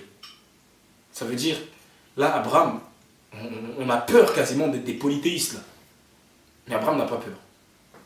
Alors certains peuvent dire, oui mais il faut faire attention parce que là on ne sait pas de quel Dieu Abraham parle. Josué 24 nous dit qu'Abraham était adorateur des idoles et Dieu l'a fait partir. Peut-être qu'Abraham parle du temps où ce sont ces idoles qui le guidaient. D'accord? Ok. On peut penser ça. Mais même Jacob, le père de la nation israélite, va dire quelque chose en Genèse chapitre 35. Après je te laisse la parole. Genèse 35. Genèse 35, vous savez, Jacob va revenir, il va croiser son frère Ésaü, ils vont faire la paix, il va se retrouver à Sichem, d'accord? Et sa fille va être violée, et ses enfants vont faire un carnage, et Jacob aura peur, et Dieu va lui dire de quitter ce pays et de retourner à l'endroit où Dieu lui est apparu. Et Jacob parle, Genèse 35 au verset 7. Que nous dit Jacob? Je lis ou tu lis? Ouais, vas-y. Et il bâtit un autel et nomma celui-là le Dieu fort de Bethel, car Dieu lui était apparu là quand il s'enfuyait devant son frère. Ok. Littéralement, le texte hébreu nous dit, je lis le texte en hébreu. Vayiven Sham, Misbeer, Vayikra, Lamakom, El, Bethel, Kisham, Niglou Elav à Elohim. Ça veut dire, littéralement, il a bâti là un autel, comme tu as lu, car les dieux lui sont apparus. Sont apparus. Sujet pluriel, verbe pluriel. Littéralement, on nous dit les dieux. Vous prenez une version Shoraki, Shoraki vous dira les Elohim se sont dévoilés à lui là. Se sont dévoilés, au pluriel. Et là, le Dieu qui est apparu à Bethel, à Jacob, c'est pas un faux Dieu. C'est le Dieu de la Bible. Mais Jacob lui dit les dieux lui sont apparus. Donc, j'ai répondu à ces trois questions. Est-ce que Jésus a enseigné la pluralité? Oui. Est-ce que les apôtres ont enseigné la Trinité? Oui. Jésus a parlé du Père, du Fils et du Saint-Esprit. Les apôtres ont parlé du Père, du Fils et du Saint-Esprit. Est-ce que Abraham, le père de la foi, en a parlé? Oui, Abraham en a parlé. Et j'ai même rajouté, Jacob en a parlé. Donc, cette doctrine, à moins d'être entêtée, à moins de ne pas vouloir comprendre ce que nous dit la Bible, et c'est triste, à moins de vouloir faire sa propre doctrine, il est bien évident dans la parole de Dieu que cette doctrine s'y trouve. On veut changer le nom Trinité? Ça ne me dérange pas. Donnons-lui le nom qu'on veut. Tant que la doctrine est reconnue, ça me va parfaitement. Alors, je ne sais pas ce que tu veux dire sur ce sujet. Sur cette doctrine, en tout cas, tu as bien présenté la doctrine. Donc, je ne vais ni rebondir sur la doctrine, ou ni reprendre ce que tu as dit. Mais par contre, je serai obligé de dire qu'il y a des choses qu'on entend Hein, il y a plein de choses qu'on entend à travers le net. Et ça m'attriste. C'est des choses qui m'attristent parce que il y a des personnes aussi qui posent comme ça des questions à d'autres. Et c'est des personnes qui ne connaissent, qui ne veulent pas rentrer là-dedans, qui ne rentrent pas forcément là-dedans. C'est des chrétiens. Il y a des chrétiens qui ne rentrent pas forcément là-dedans. Des chrétiens sincères. Et à cause de cela, ils n'ont pas les bonnes questions ou ils n'ont pas la bonne réponse.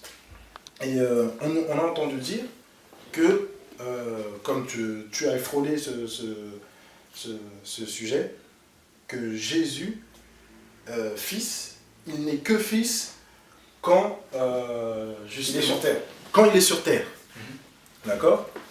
Et effectivement, il y a plein de passages qui nous démontrent que non, que c'est pas ça. Et aussi, mis à part parler du Fils en étant sur terre, la Bible nous dit de croire à ce que le Fils dit. Alors, on va prendre ce passage-là. D'accord. Jean 3.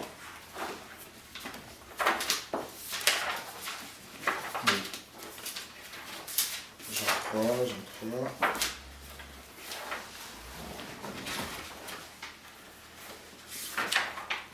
Quel verset? Verset 36. Verset 36. Ouais. D'accord. Jean 3, 36. Celui qui croit au Fils a la vie éternelle. Celui qui ne se confie pas au Fils ne verra pas la vie, mais la colère de Dieu demeure sur lui.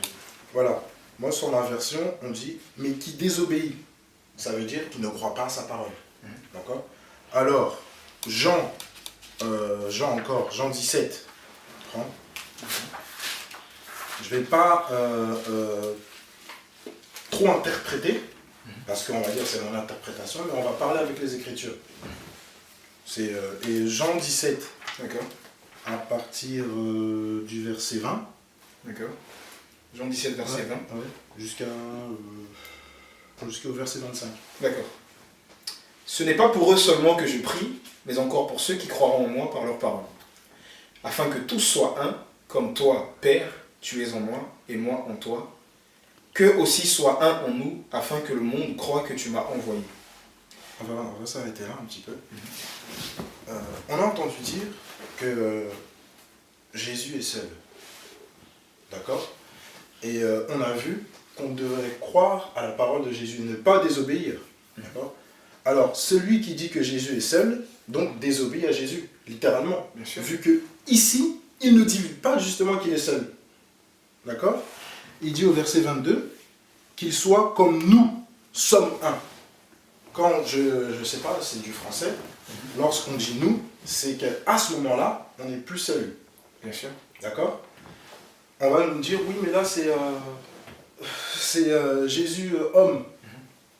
Ok, d'accord, c'est Jésus homme. De toute façon, on va voir que le Jésus homme tout à l'heure, on va le rayer tout de suite.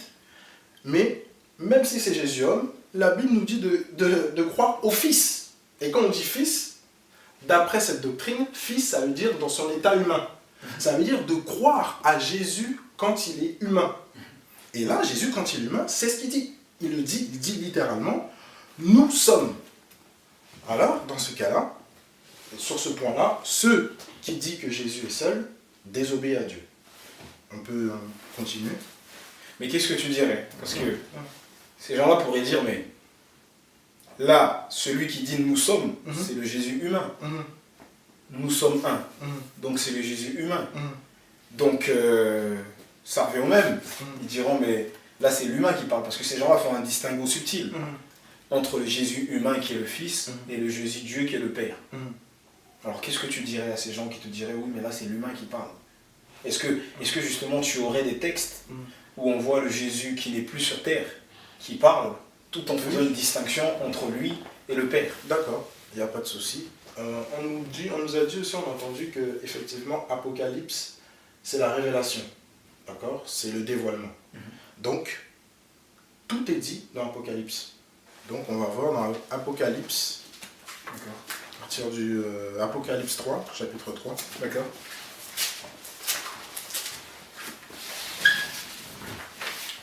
Apocalypse 3. Voilà, à partir du verset 12. Verset 12. Ok. Apocalypse chapitre 3, verset 12. Il est dit ceci. Je lis à partir du verset 11. Non, vas-y. Je viens bientôt, tiens ferme ce que tu as, afin que personne ne prenne ta couronne. À celui qui vaincra, je ferai de lui une colonne dans le temple de mon Dieu, et il n'en sortira plus. J'écrirai sur lui le nom de mon Dieu, et celui de la ville de mon Dieu, la nouvelle Jérusalem qui descend du ciel d'auprès de mon Dieu, ainsi que mon nom nouveau. Que celui qui a des oreilles écoute ce que l'Esprit dit aux églises. Voilà. Alors, je pense que ça répond à ce que tu as dit. Là, c'est Apocalypse, il n'est plus dans son état humain, il est complètement Dieu, hein, dans sa gloire. Et il a quand même un Dieu. Il a quand même un Dieu. Alors là, ça devient étrange. C'est bizarre, parce que là, c'est Jésus qui parle. Bien sûr. Parce qu'on dit dans Apocalypse chapitre 1, le premier verset, que justement, c'est une révélation que son Dieu lui a donnée. N'est-ce pas? Bien sûr. Donc, il a un Dieu. Il a toujours un Dieu en étant lui-même Dieu. Et que la doctrine de la Trinité, qu'est-ce que la doctrine de la Trinité consiste? Qu'il y a trois personnes, on dit bien trois personnes en un.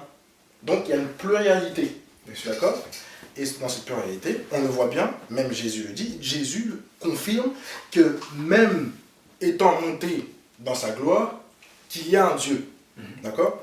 Et aussi, on a entendu dire, aussi, est-ce que c'est clair? Oui, non, c'est clair, c'est clair, c'est clair. Ça me fait penser à quelque chose que tu dis, je te coupe 2 secondes.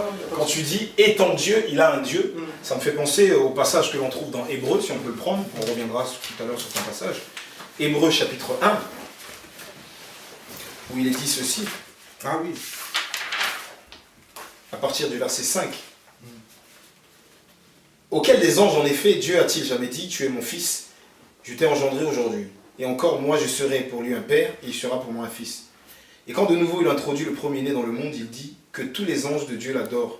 Et il dit des anges, il fait de ses anges des vents, et de ses serviteurs une flamme de feu. Mais au Fils, il dit, ô Dieu, ton trône, ô Dieu, est éternel, et le sceptre de ton règne est un sceptre d'équité. Tu as aimé la justice et tu as haï l'iniquité. C'est pourquoi, ô Dieu, ton Dieu t'a oint d'une huile de joie au-dessus de tes collègues. Donc effectivement, c'est pour confirmer ce que tu dis. Ô Dieu, ton Dieu t'a oint. Là, on voit encore, effectivement, qu'il y a cette pluralité. Que ce Dieu, on voit, ici, on voit un dialogue directement avec le Père et le Fils. Et on nous dit aussi, j'ai entendu dire que, quel est le nom, tu as parlé un peu aussi, quel est le nom de Dieu? Quel est le nom de Dieu? Alors, quel est le... si le nom de Dieu, on l'a vu ici, on prend souvent Jean 17, si on n'a entendu que Jésus sur le Nouveau Testament, donc le nom de Dieu, c'est Jésus. D'accord. Donc si je comprends bien, ce que tu dis, c'est que dans le Nouveau Testament, il n'est jamais fait question du tétragramme. Il est fait question toujours du Seigneur. Le tétragramme n'est jamais cité, le Seigneur. Si je peux me permettre, il faut comprendre que dans la version des Septante, la version grecque des Septante, les auteurs de cette version des Septante ont souvent traduit le tétragramme par Kurios en grec, le Seigneur, Kurios. Et les apôtres qui ont écrit certains écrits du Nouveau Testament, en particulier les épîtres en grec, et même les évangiles qui ont été traduits après en grec,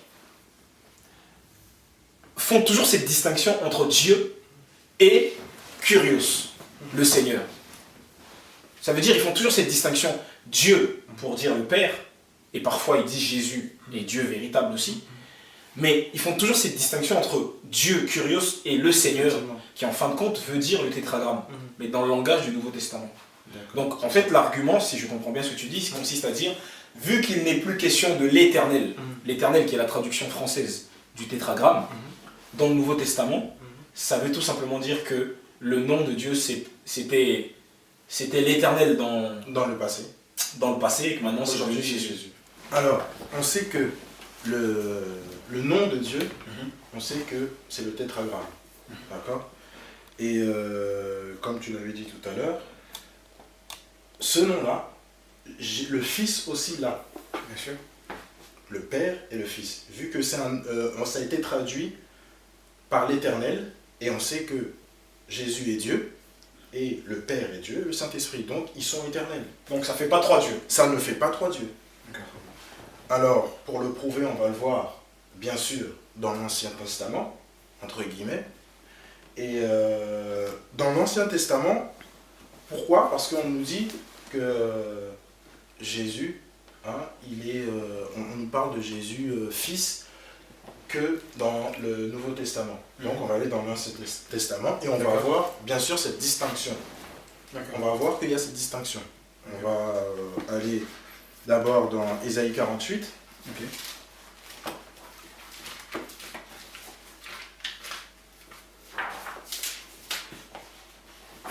Ésaïe 48. Ésaïe 48.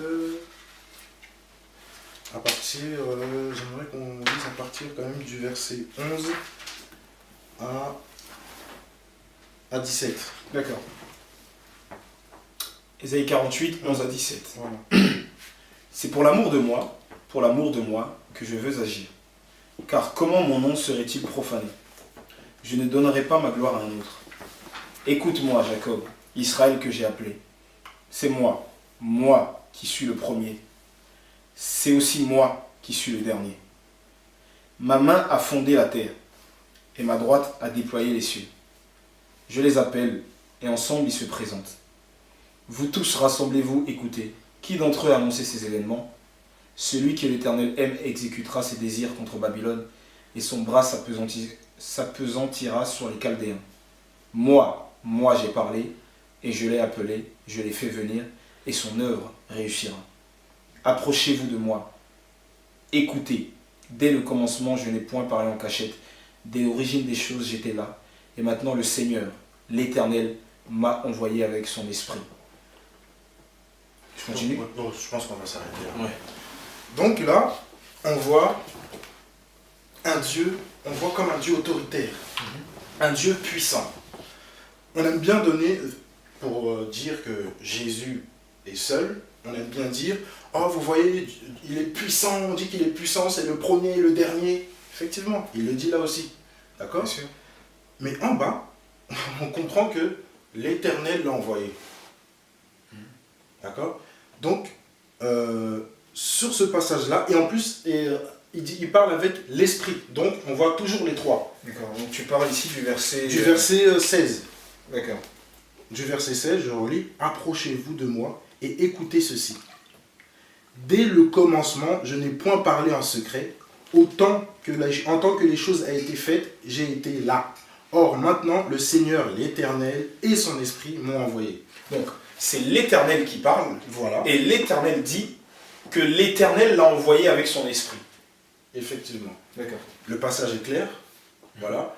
Quand on a entendu dire que Ésaïe n'a jamais parlé de ces choses-là, et on comprend que Ésaïe l'a prophétisé. Bien sûr. D'accord? Et quand il l'a prophétisé, il est conscient de ce qu'il dit. C'est pas un prophète où il est téléguidé. Non, il sait très bien ce qu'il dit. Bien sûr. Donc, ici, on le voit dans ce passage, encore une fois, qu'il y a dans ce Dieu unique, il y a une pluralité. On voit effectivement que quelqu'un parle, Bien sûr. en tant que tout-puissant. On voit par rapport à lorsqu'il parle, c'est moi. On voit qu'effectivement, il est tout-puissant. Il parle, qui dit qu'il n'a pas parlé en secret dès le commencement. On voit comme un Dieu tout-puissant. Mais on comprend qu'il y a quelqu'un de supérieur. Parce que celui qui est supérieur, c'est celui qui envoie. Bien sûr. Et c'est 2 Corinthiens 15, je crois, qui en parle. 2 Corinthiens 15 ou 1 Corinthiens 15. 1 Corinthiens 15. On pourra le prendre tout à l'heure, Bien sûr. si on a le temps. On comprend qu'il y a quelqu'un de supérieur. Et Jésus, dans le Nouveau Testament, il ne fait que le rabâcher. On peut le prendre, hein? On peut le prendre, hein, Corinthiens. On peut le prendre.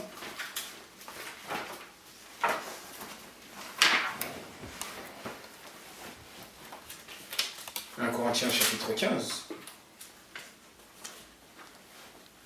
Voilà. On va lire, c'est du verset 20 jusqu'au verset 28.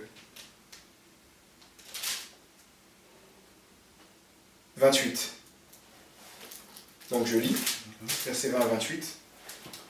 Mais maintenant, Christ est ressuscité d'entre les morts. Il est les prémices de ceux qui sont morts. Car puisque la mort est venue par un homme, c'est aussi par un homme qu'est venue la résurrection des morts. Et comme tous meurent en Adam, de même tous revivront en Christ. Mais chacun en son rang, Christ comme prémisse, puis ceux qui appartiennent à Christ lors de son avènement. Ensuite viendra la fin, quand il remettra le royaume à celui qui est Dieu et Père, après avoir aboli toute principauté, tout pouvoir et toute puissance, car il faut qu'il règne jusqu'à ce qu'il ait mis tous ses ennemis sous ses pieds. Le dernier ennemi qui sera détruit, c'est la mort. Dieu, en effet, a tout mis sous ses pieds, mais lorsqu'il dit que tout lui a été soumis, il est évident que celui qui lui a soumis toutes choses est excepté. Et lorsque toutes choses lui seront soumises, alors le Fils lui-même sera soumis à celui qui lui a soumis toutes choses, afin que Dieu soit tout en tous. Voilà, là encore c'est clair. Et quand on parle de supériorité, on ne parle pas évidemment de supériorité en divinité, mais on parle en tant qu'autorité. Comme on a dit, c'est lui qui l'envoie. Bien sûr. Donc c'est lui qui a une autorité supérieure. Et en parlant de Ésaïe 48, vers la fin, on parle aussi du Saint-Esprit. Donc ici même, on voit en action la Trinité. Bien sûr. Et je crois on peut lire sur la traduction hébraïque. Hébraïque, oui, Ésaïe 48. Ésaïe 48, parce que je pense qu'il y a une petite nuance en texte hébraïque. Voilà, encore beaucoup plus importante. Ouais. Et qu'on reconnaît dans le Nouveau Testament. Ésaïe 48, ouais. C'était quoi les versets 16 hein? Voilà, c'est le verset 16. D'accord. Ésaïe 48, 16. Parce que dans ma version, on nous dit que l'Éternel a envoyé avec le Saint-Esprit, m'a envoyé avec le Saint-Esprit. Mais là, je pense qu'il dit autrement. D'accord. Alors, tu peux, c'est pas grave, hein, vas-y. D'accord. Ésaïe 48. Ésaïe 48, verset 16. Kirvou Elai, Shim Uzot, Lo Merosh Baseter, Dibarti, Me'et, Eyota Sham, Ani, Veata, Adonai, Adonai, Shelachani, Verucho. Donc, qu'est-ce que ça veut dire? Ça veut dire littéralement, vous saurez, donc c'est le passage dont tu parles, vous saurez que l'Éternel m'a envoyé. Voilà. Donc, vous saurez que le Seigneur, d'abord, Adonai, et ensuite le nom de Dieu, le tétragramme qui est donné, le Seigneur m'a envoyé avec son esprit, littéralement. Voilà ce qu'il dit. M'a envoyé avec son esprit. Alors, là, on comprend que le Seigneur a envoyé Jésus avec... Et c'est l'Éternel qui parle. Hein. Et c'est l'Éternel qui parle, avec son esprit. Pourquoi? Parce que le Fils et le Saint-Esprit, il y a ils sont toujours ensemble. D'accord, ouais. Donc, on voit ici ce qu'on voit dans le Nouveau Testament. Donc, c'est pareil. D'accord? Il y a encore plein de passages qui nous montrent que il y a comme un dialogue où on voit l'Éternel. On pourra prendre aussi et Osée. Osée. D'accord. Chapitre 1.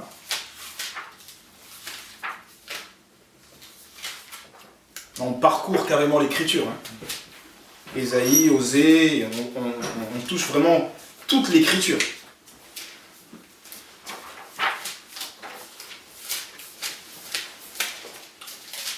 Donc Osée chapitre 1, tu m'as dit? Ouais. À partir du verset 6 à 8. Ouais, 7. Verset 6. Elle devint de nouveau enceinte et enfanta une fille. Et l'Éternel dit à Osée, donne-lui le nom de Lo-Ruhama, car je ne continuerai pas plus à avoir compassion de la maison d'Israël en lui pardonnant indéfiniment. Mais j'aurai compassion de la maison de Juda. Je les sauverai par l'Éternel leur Dieu, et je ne les sauverai ni par l'arc, ni par l'épée, ni par la guerre, ni par les chevaux, ni par les cavaliers. Là, c'est intéressant. Parce que là, on comprend tout de suite au verset 6. Je pense que c'est du français, je pense que tout le monde comprend. Elle conçut encore et elle enfanta une fille. Et l'Éternel lui dit. C'est-à-dire, à ce moment-là, c'est l'Éternel qui parle. D'accord. L'Éternel parle et dit, appelle son nom Lo-Ruama, car je continuerai plus de faire miséricorde à la maison d'Israël, mais je les enlèverai entièrement. Mais je ferai miséricorde à la maison de Juda, et je les délivrerai par l'Éternel leur Dieu. Et en hébreu, c'est pareil. Par l'Éternel leur Dieu. Exactement pareil. Et qu'est-ce qu'on comprend dans les évangiles? Tout simple, on comprend que le Père a envoyé le Fils pour délivrer le peuple d'Israël. Je pense que tous les chrétiens sont d'accord. Je pense que c'est très clair. Soit on lit la Bible, et lorsqu'on lit la Bible, on est sincère et on prend toutes les Écritures, on la prend sincèrement, ou soit on invente et on ne prend plus la Bible. Et Jésus n'est pas seul. Voilà, mais là on a vu que Jésus n'est pas seul. Ah oui, c'est vrai, Jésus n'est pas seul. C'est bien de me faire rappeler parce qu'il y a un passage que j'ai sauté où Jésus dit littéralement qu'il n'est pas seul. Est-ce que tu peux le prendre ce passage? Voilà. Parce que d'autres disent que oui, Jésus est seul. Voilà. Et on a vu qu'il faut croire au Fils. Bien sûr. Et ne pas désobéir à ce qu'il dit. Bien sûr. Donc on va voir qu'est-ce que Jésus a dit pour... Dans quel livre? Jean, excuse-moi. Chapitre 16, au verset 32. D'accord, Jean 16, 32. Voilà.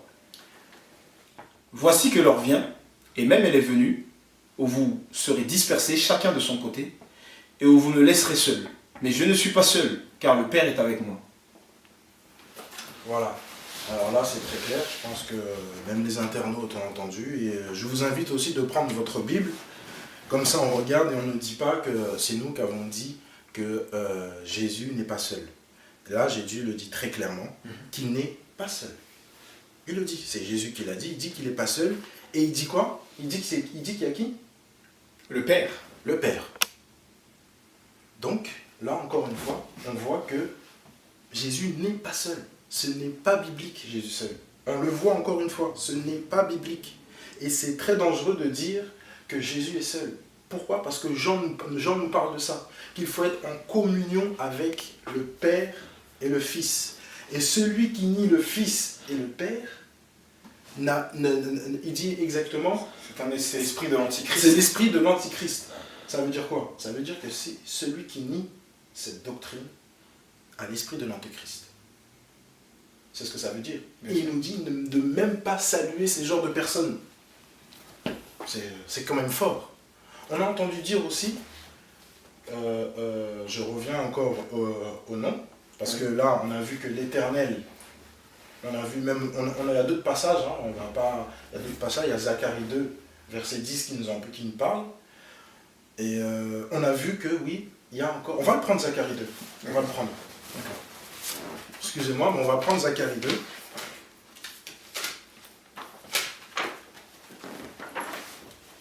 Parce que je pense que c'est important. Qu'on fait parler les Écritures, mais c'est des choses qui ne viennent pas... comme dit Pierre, on prend pas les Écritures, on n'interprète pas les Écritures par une interprétation particulière, mais par la Bible, les prophètes. Alors, Zacharie 2, à partir du verset 8. Zacharie 2, verset 8. Tu peux lire? Je vais lire. Écoute maintenant, Jéchoua, grand sacrificateur, toi et tes compagnons qui sont assis devant toi, parce que ce sont les gens qu'on tient... Non, toi, là, tu es au chapitre 3. Là. Ah, excusez-moi. Oui. Ah, je suis au chapitre 3. Là. Car ainsi a dit l'Éternel des armées, lesquels après la gloire m'a envoyé vers les nations, qui vous a pillé, que qui vous touche à la prunelle de son œil. On va en lire, comme ça on va bien rester concentré. Car ainsi a dit l'Éternel des armées, lesquels après la gloire m'a envoyé vers les nations. Alors, on relit encore? Parce que je pense qu'il faut faire comprendre aux gens. Car ainsi a dit l'Éternel des armées, lesquels après la gloire m'a envoyé vers les nations. Là, c'est encore très clair. On peut continuer, je pense. On peut continuer la lecture. On peut continuer aussi. On peut continuer. Je voulais m'arrêter un petit peu ici, mais quand on continue... Je continue? Ouais, vas-y, continue. Celui qui vous touche, touche la prunelle de son œil. Okay. Voici que j'agite ma main contre elles, elles deviendront le butin de leurs esclaves. Et vous reconnaîtrez que l'Éternel des armées m'a envoyé. Donc encore une fois, ici, c'est l'Éternel qui dit que l'Éternel des armées l'a envoyé. C'est ça. C'est des choses souvent qu'on passe dans les Écritures, on ne s'arrête pas. On ne s'arrête pas dessus. Mais là, on le voit directement. J'espère que vous êtes assez noble pour prendre aussi les Écritures et les regarder avec nous, parce qu'on n'invente rien. On essaye d'être sincère avec les Écritures, d'être sincère avec nous-mêmes. Et on voit que l'Éternel envoie l'Éternel. Donc, et on sait que le nom de Dieu, c'est le tétragramme, et on a traduit le tétragramme par l'Éternel. Qu'est-ce que ça veut dire? Ça veut dire que Jésus porte le nom du tétragramme, et le Père porte le nom du tétragramme. Et l'Esprit également. Et l'Esprit également. Pourquoi? Parce qu'ils sont éternels. Et il y a aussi quelque chose aussi qu'on entend souvent, c'est que Jésus, comme on a dit tout à l'heure, Jésus, quand il est sur terre, c'est là où il n'est que humain, quoi. Et humain, il est le Fils. Il est le Fils. Là aussi, on va regarder. Donc au ciel, il n'est plus le Fils. Au ciel, il n'est plus le Fils. D'accord. Mais on va regarder, parce que, comme tu as dit, effectivement, on a regardé que l'apôtre Paul fait cette distinction. Parce que quand l'apôtre Paul fait cette distinction, on dit « Oh non, mais là, l'apôtre Paul parle quand il était fils. » On va regarder tout simplement que l'apôtre Paul, non, ne parle pas quand il était fils. On peut reprendre le passage dans 2 Corinthiens. 2 Corinthiens. C'est intéressant. Avant que tu prennes 2 Corinthiens, parce que là, il y a un passage qui vient de me venir. L'apôtre Paul dit, lorsque les temps ont été accomplis, Dieu a envoyé son Fils, et il dit, quand il a plu, ça c'est dans Galates, quand il a plu à Dieu de révéler en moi son Fils. Or, on sait que Jésus ne s'est pas révélé à Paul quand il était sur terre. Donc, Paul a eu la révélation du Fils après que Jésus ait été au ciel. Et Jésus lui a apparu sur le chemin de Damas. Donc, Paul dit, ce Jésus qui lui a apparu sur le chemin de Damas, c'était le Fils. Donc, sur le chemin de Damas, le Fils qui s'est révélé à Paul, c'est le Fils au ciel. Donc, c'est au ciel qu'il est Fils. Tu vois ce que je veux dire? Voilà, donc c'est un peu ça. C'est ça. Vu que les apôtres dans toutes les salutations qu'ils ont fait au début, je pense qu'on va en prendre un quand même. On va en prendre un au hasard. Thessaloniciens, on va prendre un Thessalonicien, on va voir ce que Paul dit.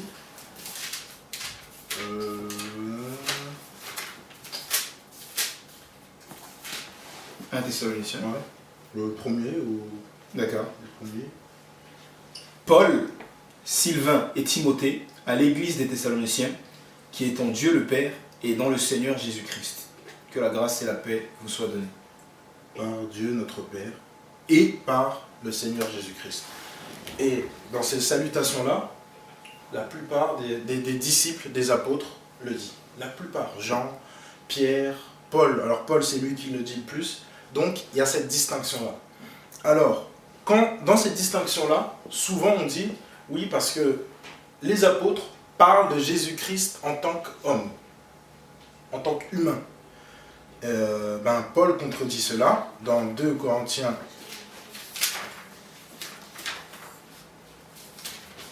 2 Corinthiens, à partir du chapitre 5. 2 Corinthiens 5. Ouais, au verset 16. 2 Corinthiens 5, verset 16. Il dit ceci. Ainsi, dès maintenant, nous ne connaissons personne selon la chair. Même si nous avons connu Christ selon la chair, maintenant nous ne le connaissons plus de cette manière. Voilà. Paul affirme que maintenant, déjà entre nous, nous ne nous connaissons plus selon la chair. Ça veut dire quoi? Ça veut dire que si je t'ai connu avant que tu aies Christ, je ne te connais plus aujourd'hui de la sorte, selon la chair. Et Christ, il dit, Christ aussi, on ne le connaît plus selon la chair. Ça veut dire en tant qu'humain. Ça veut dire qu'aujourd'hui, Paul parle, et les autres apôtres parlent de Christ selon, comme il est aujourd'hui, Dieu. Mais aujourd'hui, on dit que non, maintenant on parle de Dieu le Père parce que là, il est monté. Non, c'est faux. Aujourd'hui, il est encore fils. Et les apôtres le disent, Jean le dit. On va apprendre aussi Galates.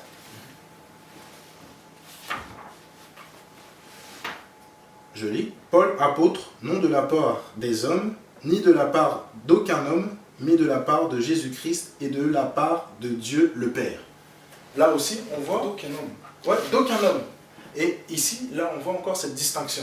Donc, là, comme on a vu dans 2 Corinthiens 15, et on voit... Donc là, il ne parle pas de Jésus-Christ homme, puisqu'il dit d'aucun homme. D'aucun homme. D'accord. On ne parle pas de Jésus-Christ homme. On ne parle que de Jésus-Christ en tant que Dieu. Et malgré ça, il y a une distinction. Et malgré ça, il y a une distinction. D'accord. Donc voilà. Donc là, sur ça c'est dit et c'est très clair. Tous les apôtres, on a vu que Zacharie a parlé de la Trinité, n'a pas dit le mot Trinité, mais a fait une distinction. On a vu que Ésaïe, lui, on a vu directement la Trinité, vu qu'il y a eu l'Éternel qui a envoyé l'Éternel avec le Saint-Esprit. Donc, c'était clair, la Trinité. On voit dans Apocalypse, on a vu que dans Apocalypse 3, on a pris Apocalypse 3, 12, oui, si je ne me trompe pas, on a vu que Jésus-Christ, en tant que Dieu, il a un Dieu. Donc, là, c'est très clair. Je pense que là, c'est la Bible qui parle, c'est pas nous. On ne fait que prendre les passages et vous dire, voilà, dans tel passage, il y a marqué ça, il y a marqué ça. Donc, et aujourd'hui, il y a des personnes qui affirment que Jésus est seul. Donc, nous, c'est voilà pourquoi on a fait cette vidéo et ça nous embête. Donc, on veut que beaucoup de personnes puissent voir aujourd'hui, avoir aussi leur argument, parce qu'il y a des, comme on a dit, il y a des personnes qui rentrent pas forcément, mais qui n'ont pas d'argument parce que, bon, ils ont peut-être regardé autre chose, ils ne s'appuient pas sur ça. Donc voilà, donc je vais te laisser la parole. Oui. Je pense que Moi, il y a un texte qui me vient, qu'on n'a pas pris, qui pour moi est primordial, c'est Philippiens chapitre 2. Ouais. Philippiens chapitre 2, à partir du verset 5. Il est dit ceci: ayez en vous la pensée qui était en Jésus-Christ, lui dont la condition était celle de Dieu, dans d'autres versions, existant en forme de Dieu. Il n'a pas estimé comme une proie à arracher d'être égal avec Dieu. Je fais une pause. Tout à l'heure, on a parlé justement de l'unité. Et quand on parle d'égalité, encore une fois, il n'y a pas besoin de faire des longues études. Quand je regarde un match de foot et qu'on me dit que les deux équipes sont à égalité, il y a bien deux équipes. Il n'y a pas une équipe qui se divise en deux. Non, il y a deux équipes qui sont à égalité. Donc quand on parle ici d'égalité, on parle bien de deux personnes bien différentes qui sont égales. Donc je continue le texte. Mais il s'est dépouillé lui-même en prenant la condition d'esclave, en devenant semblable aux hommes, après s'être trouvé dans la situation d'un homme. Il s'est humilié lui-même en devenant obéissant jusqu'à la mort sur la croix. C'est pourquoi aussi Dieu l'a souverainement élevé et lui a donné le nom qui est au-dessus de tout nom, afin qu'au nom de Jésus, tout genou fléchisse dans les cieux, sur la terre et sous la terre, et que toute langue confesse que Jésus-Christ est Seigneur à la gloire de Dieu le Père. Alors un autre argument que certains défendent, c'est de dire que Jésus a reçu le nom qui est au-dessus de tout nom. Alors, si Jésus a reçu le nom qui est au-dessus de tout nom, s'il y a trois personnes distinctes, ça veut dire que Jésus est au-dessus de tous. Le nom de Jésus est au-dessus de tous. Mais ce qu'ils oublient, c'est que le nom qu'il a au-dessus de tout nom, il l'a reçu. On aime souvent chanter dans nos assemblées, il a reçu le nom au-dessus de tout nom. Mais il a reçu de quelqu'un. Il a reçu de qui? Le texte nous dit c'est pourquoi Dieu l'a souverainement élevé et lui a donné le nom qui est au-dessus de tout nom. Donc, on pourrait prendre des multitudes de textes pour prouver que la Trinité est bien biblique. Même si le nom Trinité a été donné par les pères de l'Église avec des mots grecs, parce qu'ils étaient grecs, on ne donne que ce que l'on a, mais la doctrine est profondément biblique. Et certains disent, les Juifs ne croient pas à la Trinité. C'est vrai, le judaïsme d'aujourd'hui ne croit pas à la Trinité. Mais malheureusement, beaucoup ignorent qu'il y a une différence entre le judaïsme d'aujourd'hui et le judaïsme d'avant la destruction du deuxième temple.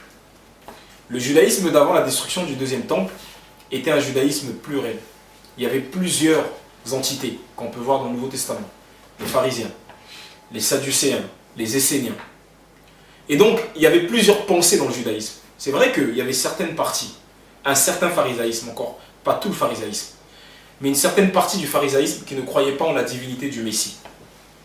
C'était discuté à l'époque. Mais il y avait aussi d'autres courants qui croyaient que le Messie était divin, d'origine surnaturelle. Et donc, après la destruction du temple, à cause de l'exil, le judaïsme a éprouvé le besoin, justement, d'unifier le judaïsme, de ne plus être séparé. Il y a un besoin qui s'est fait sentir de ne plus être séparé. Il fallait que le judaïsme soit unifié. Alors, les sages d'Israël ont dit, sous l'impulsion d'un homme qu'on appelle Yochanan ben Zakkai, ils ont dit qu'il ne fallait plus que le judaïsme soit divisé. Il fallait réunir tout le judaïsme. On a réuni le judaïsme sous le courant pharisien. Et le judaïsme s'est érigé en ennemi du christianisme. Tout comme le christianisme s'est érigé en ennemi du judaïsme. Alors, on a balayé toutes les affirmations d'avant la destruction du temple qui donnaient crédit au christianisme. Par exemple, avant la destruction du temple, comme je disais, on pensait que le Messie était d'origine divine. Après la destruction du temple, aujourd'hui, si vous demandez à un juif quel Messie attends-tu, il attend un Meler Bassar Vedam, c'est-à-dire un être de chair et de sang, un humain, quelqu'un de purement humain qui sera investi de pouvoir surnaturel par Dieu. Ce n'était pas le cas avant. Avant, on savait que le Messie venait du ciel. Aujourd'hui, ce n'est plus le cas. Par exemple, quand Jésus va être arrêté devant le Sanhédrin, on va lui poser la question, es-tu le Messie, le Christ, le Fils du Dieu vivant? Donc on savait que le Messie était Fils de Dieu. Aujourd'hui, ce n'est plus le cas. Aujourd'hui, le Messie n'est qu'un être de chair et de sang. Alors si on veut s'appuyer sur le judaïsme actuel, disons que Jésus n'est que purement homme, et on retombe dans l'arianisme. Donc je crois qu'il y a une méconnaissance des choses. On affirme les choses d'une manière lapidaire, sans connaître les nuances et les détails. Et il faut faire très attention. Le judaïsme d'aujourd'hui est un judaïsme qui s'est élevé contre le christianisme. Et ça, très peu de chrétiens le savent. Alors il faut faire, quand on étudie le judaïsme, c'est très bien parce que ce sont nos racines. Mais il faut faire un distinguo très important entre le judaïsme du temps de Jésus, c'est-à-dire avant la destruction du temple, et le judaïsme après la destruction du temple, qui a rayé beaucoup de choses. Et ça, c'est très important. Il y a dans le judaïsme une pensée qui est sortie de manière officielle au Moyen-Âge et qui existait dans les cercles marginaux avant le Moyen-Âge, qu'on appelle le Raza Yashlosha. Qu'est-ce que c'est que le Raza Yashlosha? Le mystère des trois. Et la pensée dit ceci: en Dieu, il y a trois partsouphim, trois faces. Le Père, l'Ensof, le Dieu infini, Mashiach, le Messie, et la Shrina, le Saint-Esprit. Et on pose la question, les Juifs posent la question, comment les trois peuvent-ils être un? Et la réponse, c'est un mystère que Dieu nous révélera à la fin des temps. Et ce mystère a été révélé par le Messie. Le Messie a parlé du Père, du Fils et du Saint-Esprit. Il a défini les fonctions de chacun. Il a bien fait cette distinction. Et même si le mot Trinité ne se trouve pas dans la Bible, la doctrine s'y trouve. Par contre, la doctrine de Jésus seul, où Jésus sera en même temps Père, Fils et Saint-Esprit, où le nom de toute la divinité serait Jésus, ne se trouve pas dans la Bible. Forcé de le constater. Alors, j'en appelle à tous mes frères et sœurs, dans la foi du monde entier, qui auront l'occasion d'écouter cet enregistrement, de faire très attention. Vous savez, la doctrine, c'est comme une pomme pourrie. Quand on fait des concessions sur la doctrine, on se retrouve plus tard à avoir des déviations énormes. Une pomme pourrie, quand on la met dans un panier à pommes, elle contamine toutes les autres au fil du temps. Une fois qu'on fait des concessions sur la doctrine, on se place sur une pente glissante qui va nous emmener là où on ne pensait pas. Et dans ces temps qui sont les derniers, c'est très important d'être ferme sur la doctrine et de fermer la bouche aux contradicteurs. Encore une fois, avec amour, avec douceur, pas dans un esprit de guerre comme on peut le voir parfois sur Internet. Et dans la paix et l'amour, dans l'esprit du Seigneur, redresser, corriger et parler droitement de la doctrine. Alors, c'était le but de cette vidéo, remettre les choses en place par rapport à la doctrine, éclairer aussi ceux qui ont besoin de l'éclairer, si possible, et apporter, comme je l'ai dit au départ, notre pierre à l'édifice. Alors, je terminerai cet enregistrement en disant, des enregistrements comme ça, on en fera plusieurs, que vous trouverez sur un site www.lekayem.com, L-E-K-A-I-E-M.com. Le but étant d'apporter notre pierre à l'édifice et de revenir aux anciens sentiers. Parce qu'aujourd'hui, on est dans le siècle de l'innovation, le siècle de la nouveauté, où chacun, sous prétexte d'une révélation, se permet de dire des choses qui sont hors de la Bible, alors que les apôtres eux-mêmes n'ont jamais osé parler de révélations qui sont hors de la Bible. Alors, je termine en disant, frères et sœurs, si quelqu'un vient à vous avec une révélation qu'il prétend venir du Seigneur, qui contredit la Bible, vous pouvez être sûr à 300% que ce n'est pas de Dieu. Donc voilà, que le Seigneur vous bénisse, que le Seigneur vous garde, et puis à bientôt, Dieu voulant, pour d'autres sujets à traiter. Gloire à Dieu.